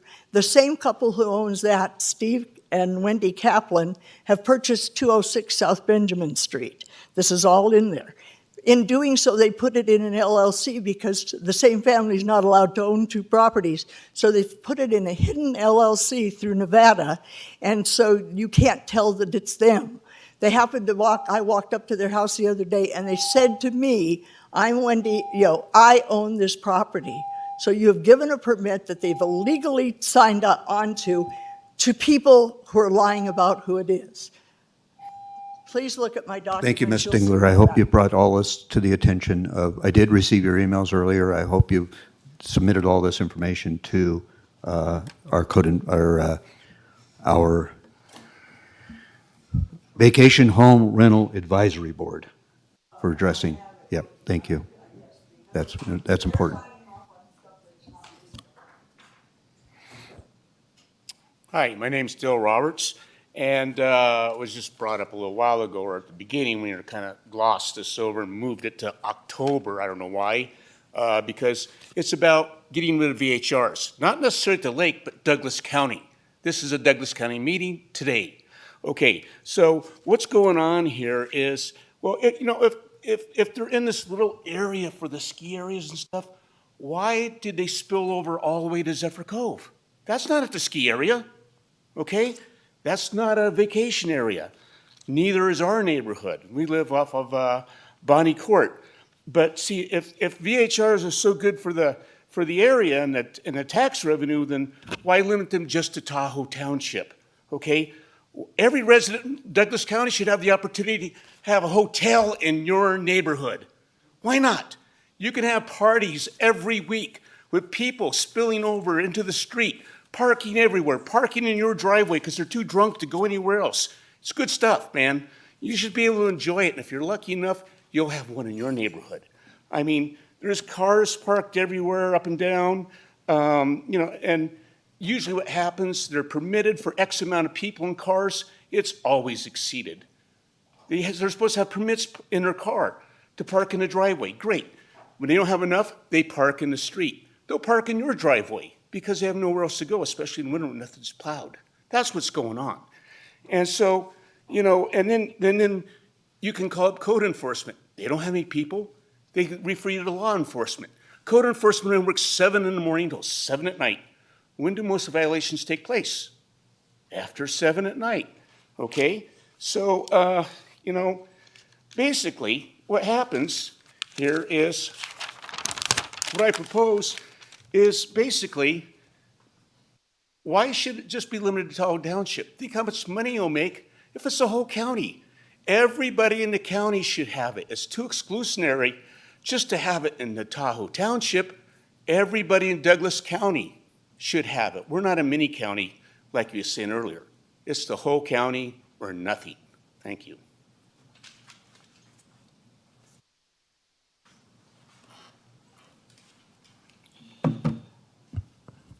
Brandon Hill, here on behalf of Carter Hill Homes, also here on behalf of myself as a 13-year resident of Douglas County. I'm here in opposition to proposed ordinance 2022-1602 as presently drafted because it still requires fire sprinklers for new structures under 5,000 square feet. I would support it as originally drafted and as presented previously to the Douglas County Planning Commission with an exemption for new and replacement structures under 5,000 square feet. A few things to note in this regards. With the exception of Douglas and Story counties, no other counties in Nevada require structures under 5,000 square feet to be sprinklered. Fire sprinklers cause tremendous property damage, often more than the fire that may have set them off. For a typical new home with a well, the total cost of fire sprinklers is between $35,000 and $50,000. I know this because I'm doing it right now. This includes costs for a larger diameter well, perhaps a deeper well, a variable drive pump, a booster pump, and the fire sprinkler system itself. For typical accessory dwellings, the cost of fire suppression and well booster pumps might well double the cost of the proposed accessory structure. Homes are already unaffordable and largely unobtainable in Douglas County. This will create and exacerbate a new construction cost category that is only outsized and outscaled by framing, labor, and lumber materials. This ordinance, as presently written, harms economic activity in Douglas County at a time when we are heading headlong into a recession. A cost-benefit analysis needs to be performed before allowing the status quo to move forward, requiring fire sprinklers for structures under 5,000 square feet. Thank you.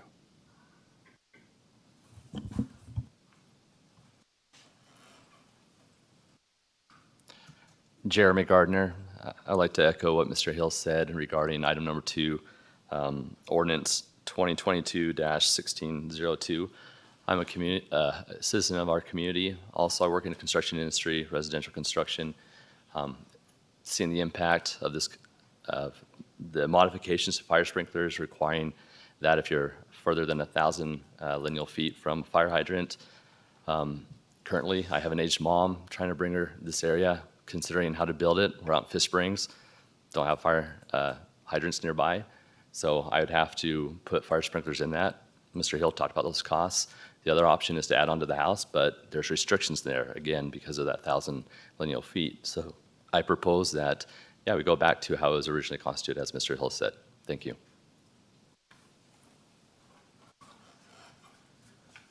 For the record, Jared Funk. I'm here representing the young, I guess. Same thing, the sprinkler issue. I don't want the cost of a house to go up. It's already not affordable as it is. And I've grown up here, and I kind of want to live here. So that's it.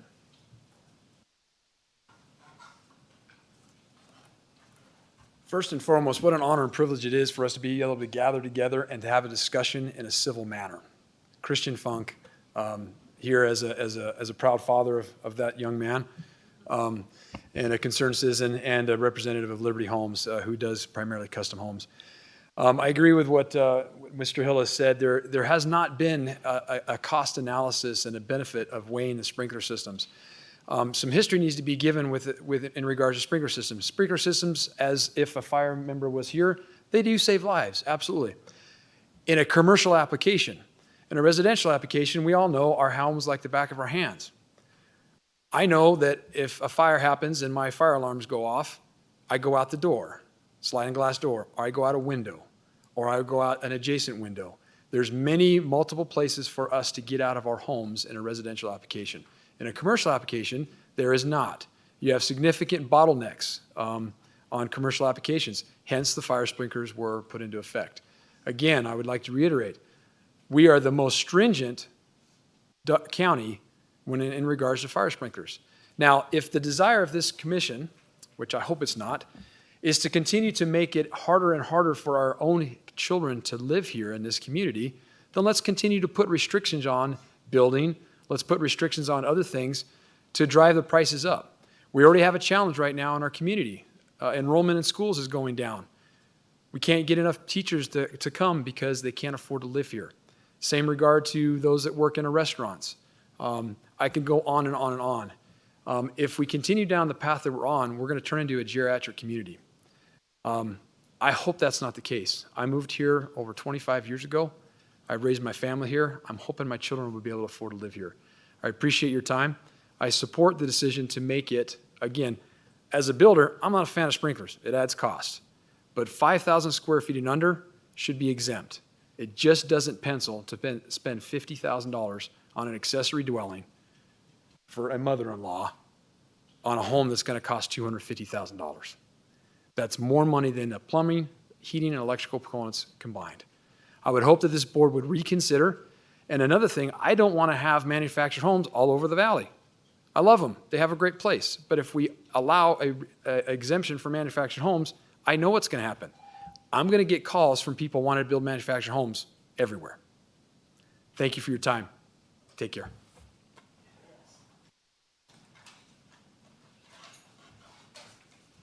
For the record, Janet Murphy, and I am here. I'm not on the phone. That's how this is so concerning to me, how important it is to me. I represented the township for 12 years at the state level, still representing the township, and for all of my constituents that are up there. All I can tell you is that 30 years, I'm third generation, 30 years managing that district. The infrastructure, if anybody has their finger on the pulse, a majority of that area is me. I know that. That's why NDOT is having me sit down with them on the highway every time they have a meeting. on what they're going to do with that highway because they know I know about the safetiness. I'm on the fire board. I see we have one way in and one way out. The infrastructure can't handle it. I'm getting calls in the middle of the night from VHRs saying that their sewer's plugged. I said, you got to call a plumber. I have power outages. I have 19 stations that are on the lake. Our drinking water comes from that lake. I'm telling you, you're destroying everything. We're going backwards. We don't want to go backwards. We want to go forward. We want to give this environment and the people what they have paid into, not everybody else. You want to open the borders? Nobody wants to open the borders down south, but we want to open the borders up in our own backyard. It's wrong. Totally wrong. I cannot keep up. I don't know. My frustration right now, as you all know, I ran for office. It's one of the big reasons. I've been around that district for 30 years. Can't do it. I get called out. I have power outages because there's too many people. Too many people. You wouldn't believe how many people almost get hit on the highway. My district stems from Spooner all the way to Round Hill. If anybody you should be listening to is me, as well as the constituents. I know my constituents. I hear it. I mean, thank you for having the meeting up there at the lake so those people have an opportunity. But I'm telling you right now, we can't do it. Our drinking water comes from that lake.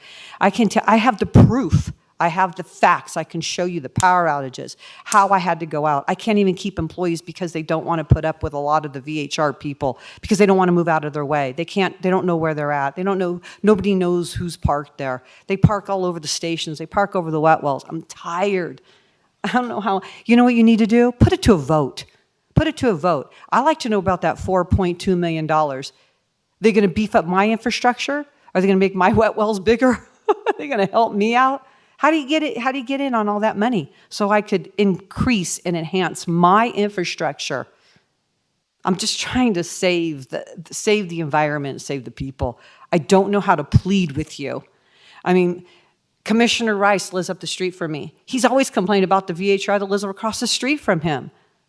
Always. The pool house, that's what it's called. Forever. You're kicking a can down the road. That's all you're doing. And it's all about one thing, greed, greed, greed. You wouldn't know how I get attacked by my opposition. Thank you. Please, please. Oh, one more thing you need to know. Washoe, I talked to your deputy over here, Doug Ritchie. Washoe County says you cannot limit one area to VHRs. It has to be the entire county. You might want to look into that because some people told me they were at the incline meeting. You need to look into that.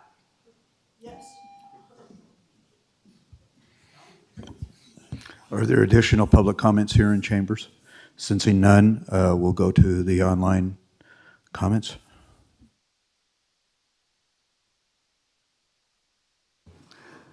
Melissa Elgus for the record. We do have callers. I will check with them to see if they have public comment on or closing public comment. Okay, so.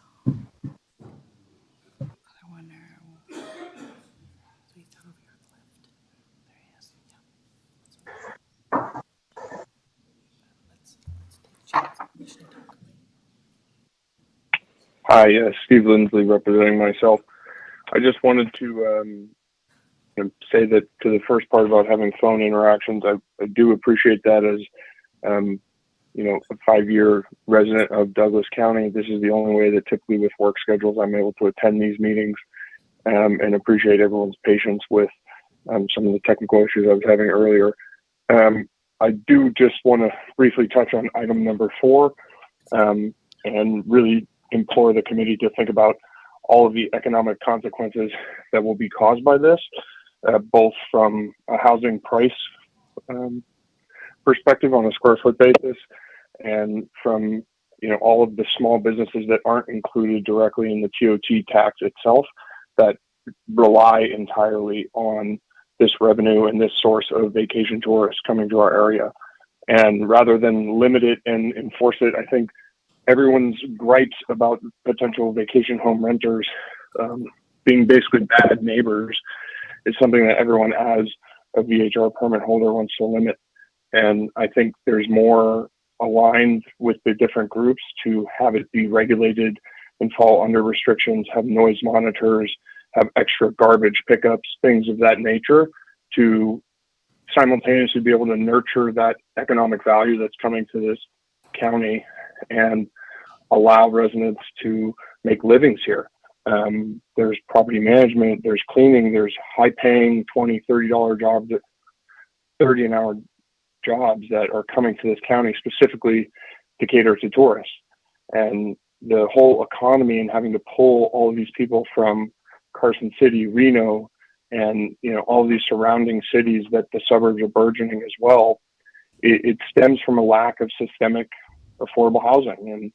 And this commission seems to be aligned on the need to influence or the need to increase the tourism in Minden, but simultaneously wants to try to stop all of the tourism revenue and the huge 20 to 30% some months that TOT revenue contributes to the budget.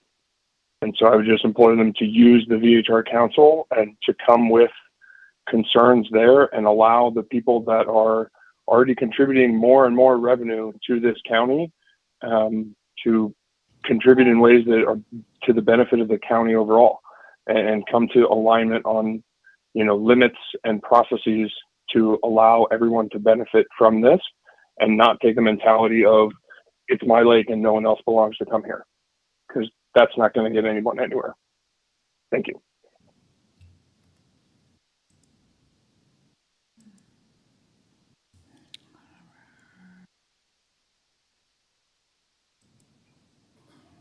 Caller number 9596, do you have closing public comment?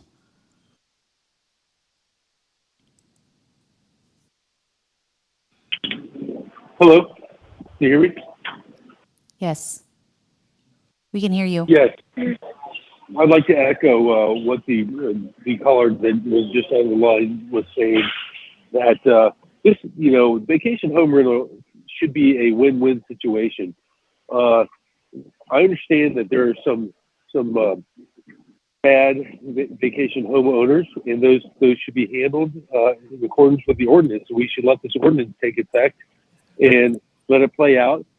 Get rid of the bad apples and implement solid policies that will benefit everybody. And that's the bottom line. Is it should be a win-win. I've been living in and renting my unit as a short-term rental for up to 20 years.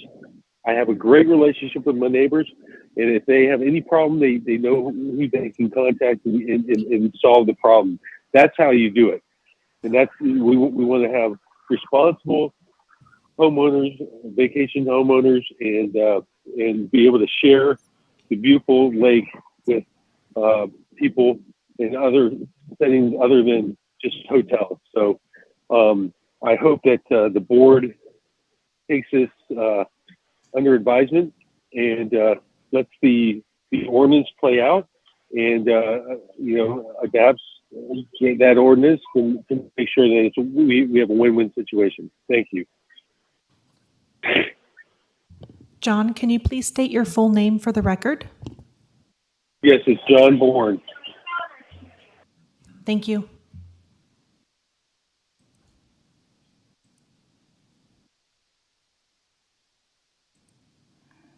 Caller number 9088, do you have closing public comment?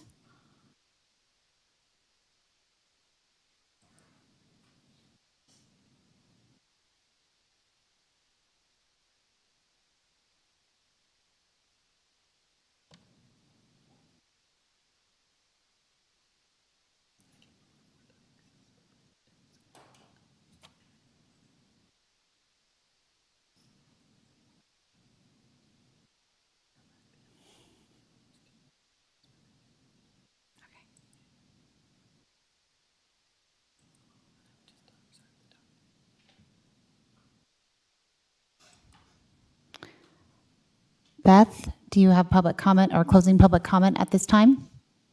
Yes, I do. I'd like to comment on item 4. My name is Beth Hynoski for the record. I want to just comment that NRS 116, which pertains to community associations, has already been defined by the state to include transit commercial uses.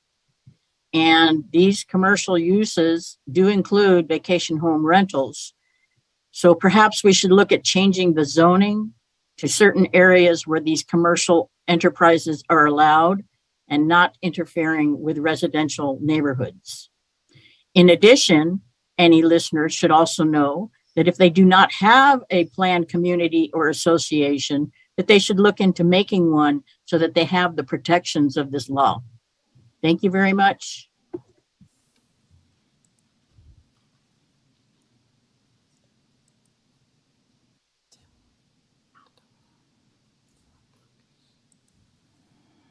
Hello, Tim. Do you have closing public comment at this time?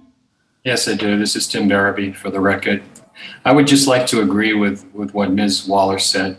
The settlement was egregious. Now, it was a settlement, and that's the good news, but the majority of the residents support stricter regulations on VHRs.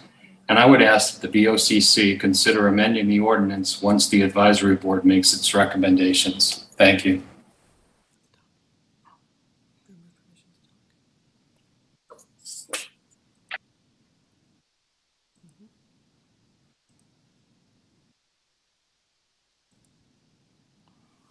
Hello, Mr. Gibson. Do you have closing public comment at this time? Yes, I do. Thank you, Melissa. Jason Garrett Gibson on behalf of the Foundation for the Law of Time. Boy, we have some hot heads in chambers today. This has been one of the best uses of our time. Probably one of the best roundtable discussions of the year. Two key themes keep resurfacing for me, and that's communication and communication. Communication and cooperation. No need to reinvent the wheel there, Mrs. Dingler. We heard what you said, Linda. All those forms that you created and recreated are available on your website. That's the Douglas County website. Very robust response mechanism that's available there when it's used, when it's applied. Some ideas with regards to outreach education and call center technologies. If the county wanted to do a public opinion poll, an informal kind of outreach, it would be simple and it could solicit input. That input could be easily fed back in various ways to give the public an opportunity to comment and to categorize certain topics of interest. That would be a non-intrusive, automated call response kind of market research. For any of you commissioners who would like to take me up on the opportunity to develop your social networking skills, your Facebook, you can create as many pages as you want, public pages that are associated with your account, have control over your account, but you can create these pages on any of these topics, especially the ones that you're passionate about, or these special interest groups or these committees. And you can create a specific page for transportation, you know, and on that page, you know, you would have your target dates and your meetings and your topics of interests, but there would be a ledger of discussion. And because there are so many complex issues, if you had yourself, say, a part-time intern, a media hound, who's passionate about meaningful ideas and meaningful politics, then you could have yourself an assistant who would be populating those pages for you. And that would be the way to decentralize the responsibility of this communication. And Douglas County, quit putting all the responsibility on your commissioners. If you people don't want to use your Facebook, your free networking utility, and your own thinking skills, then quit blaming everybody else. The organizational principle behind the law of time is one of synchronicity. It's a whole system science. If you'll just take a little bit of time to open your mind at lawoftime.org, you're going to find a rich, robust library of learning materials that are going.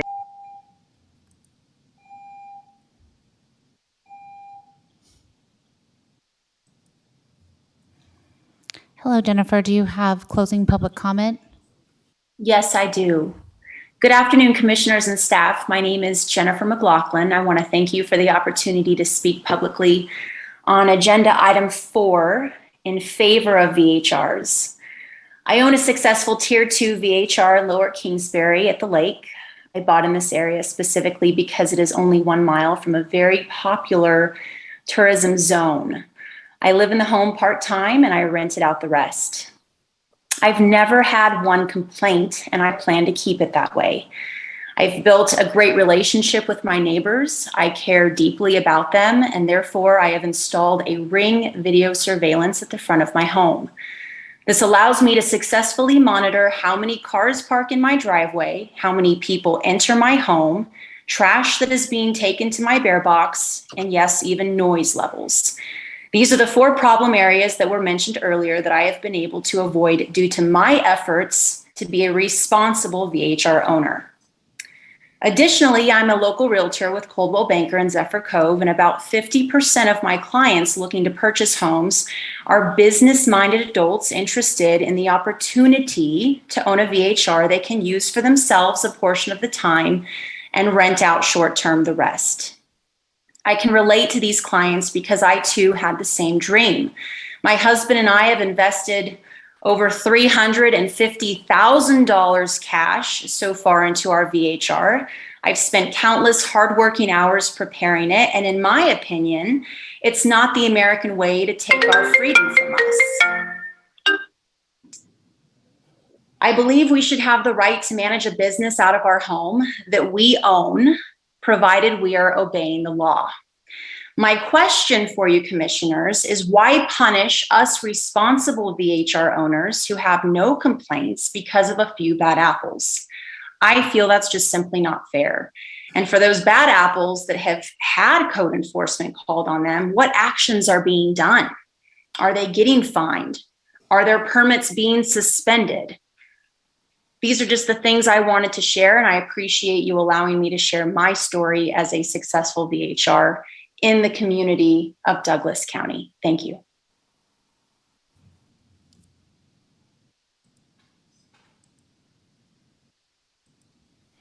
Hello, Christine. Do you have closing public comment?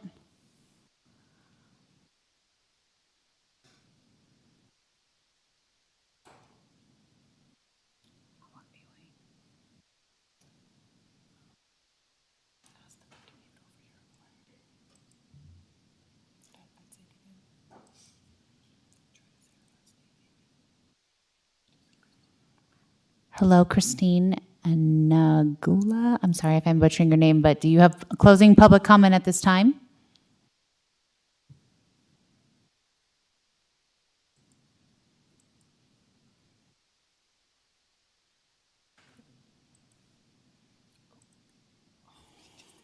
Yes, sorry for the delay. Can you hear me okay? Yes, we can hear you. Thank you.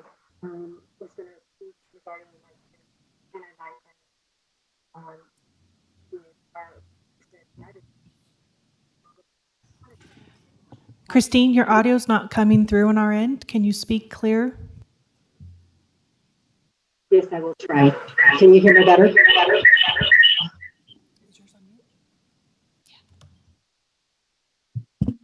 Yes, we can. Please talk.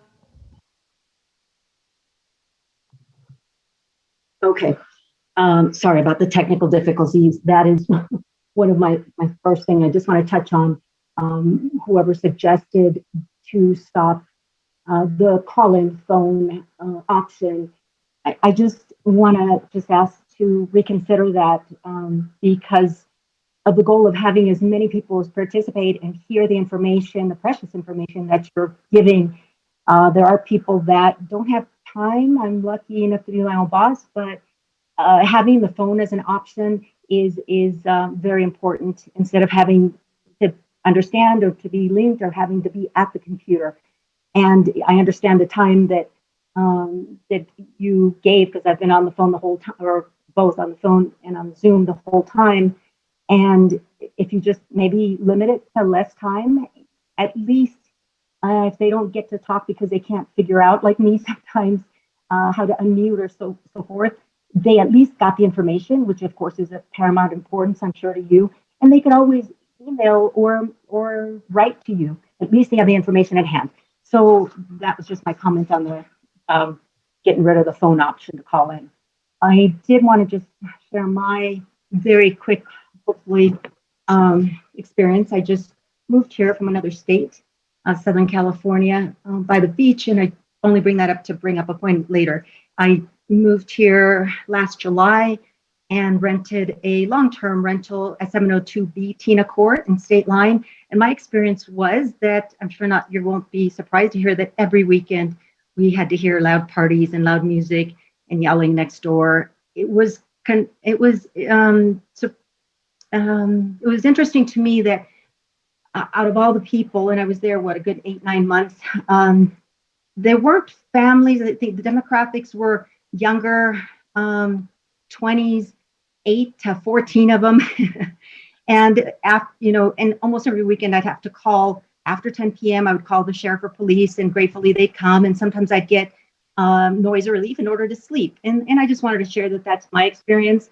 I'll tell you that I could not wait to move. We were looking for a house. We found one. We tried to find one, of course, away from duplexes, the being near a vacation home. We didn't. We found a single family home on 199 South Benjamin and up near Boulder Lift. And we purchased it January of this year and moved in February. And there's still one VHR right across 2 houses down that let's hope that I don't have to call this summer.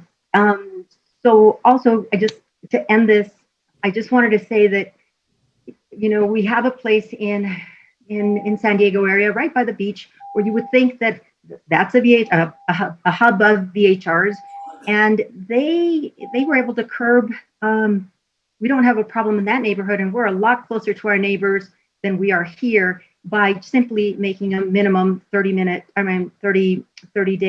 minimum vacation rental, which I'm sure a lot of people wouldn't like, but in a single family community. Thank you, Ms. Angela. You've exceeded the 3 minutes, so appreciate it. Okay, thank you so much for your time.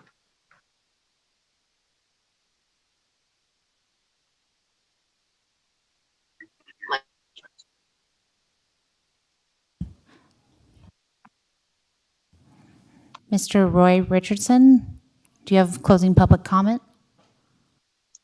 Yes, my name is Claudia Rivera. My husband, Roy Richardson, is right here next to me. Can you hear me? Yes, ma'am, we can hear you. Thank you. It is amazing to hear a member of the board mention Garnerville or Minden being passed by visitors because, quote unquote, why will they stop? As if those cities have nothing to offer. They do have much to offer, and you know what could help more people to stop by and discover the charm of those cities already have to offer? More short-term rentals. We are residents of Douglas County and had a VHR permit for 3 years. We've never had any complaint, and we plan to keep it that way. The amount of taxes and fees we pay for it is astronomically increased every year we renew it, along with additional requirements so ridiculous that if next year we're asked for the soul of our firstborn, we wouldn't be surprised. The ability to have short-term rentals is not only basic to make a living for many, many families and citizens who have made the investment not only financially, but also for the betterment of the community. We create jobs, we provide a more personal and direct approach to our visitors towards a better understanding of Tahoe and everyone's responsibility to keep it beautiful and blue. A personal connection that big corporations could never deliver the way we do. It is disheartening to hear some of you and other citizens appeal and be on the side of big hotel and casino lobbies who absolutely have no other interest than to make a huge profit. Even if that means destroying people's way to earn a living, they will also pay whatever it takes to eliminate competition. Profit much bigger than what we VHR owners make, according to one of your members. Hotel and casino lobbyists, who, by the way, are not residents and do not live in the state either, as the same board member tried to make a point against some VHR owners. But the same member and other gullible members of the community wouldn't stand up, on the other hand, to be on the side of your own constituents and fellow citizens whose livelihoods depend on short-term rentals. And that is despicable. Thank you.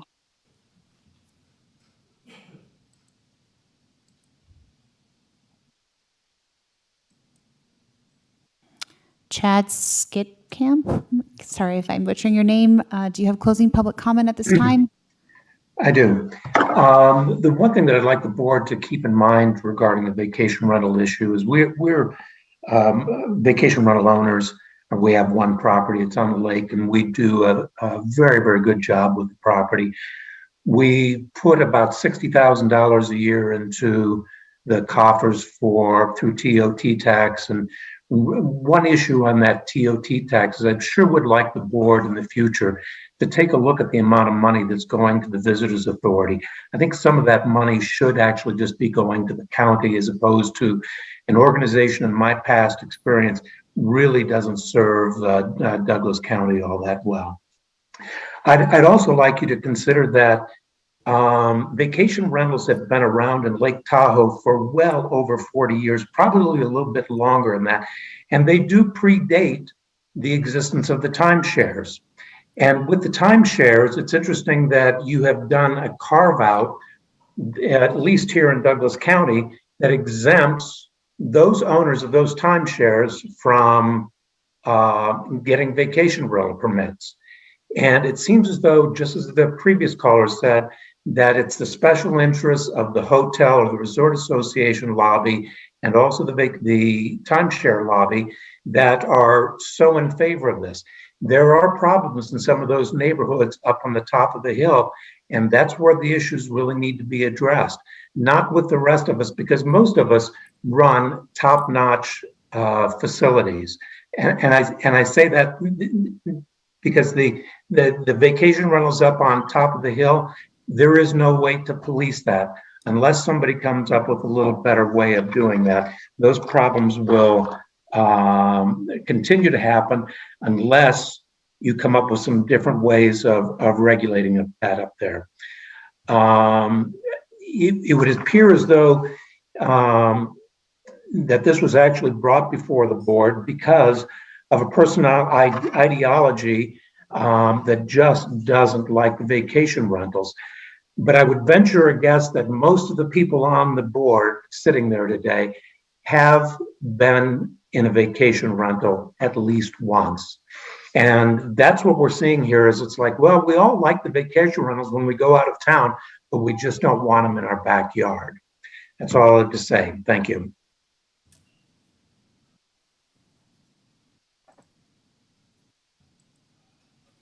Nicole Ladd, do you have closing public comment at this time?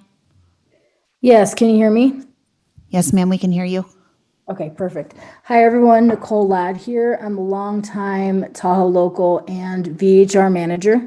Thank you all for taking the time to hear me out. I'm obviously pro VHRs if that's a stance you can take. One thing I wanted to bring up, and one thing I experienced directly as I live in El Dorado County, is what happened when Measure T was passed in the city of South Lake Tahoe, which is, a good example of what will happen if vacation rentals are banned in Douglas County.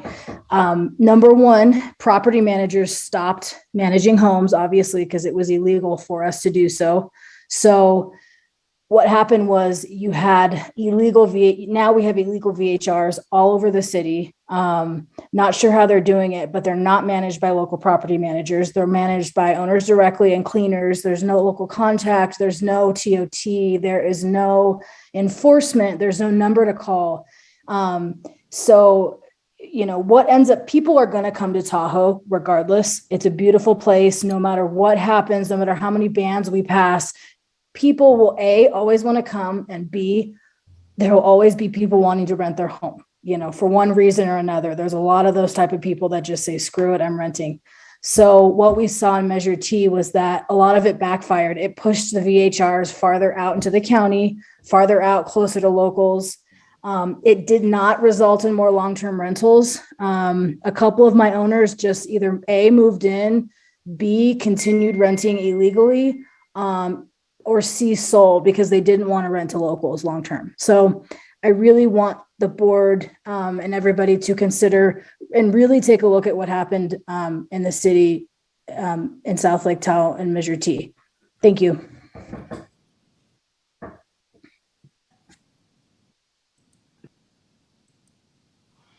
This is Melissa Elgis for the record. There is no further public closing comment at this time. Commissioner Tarkanian?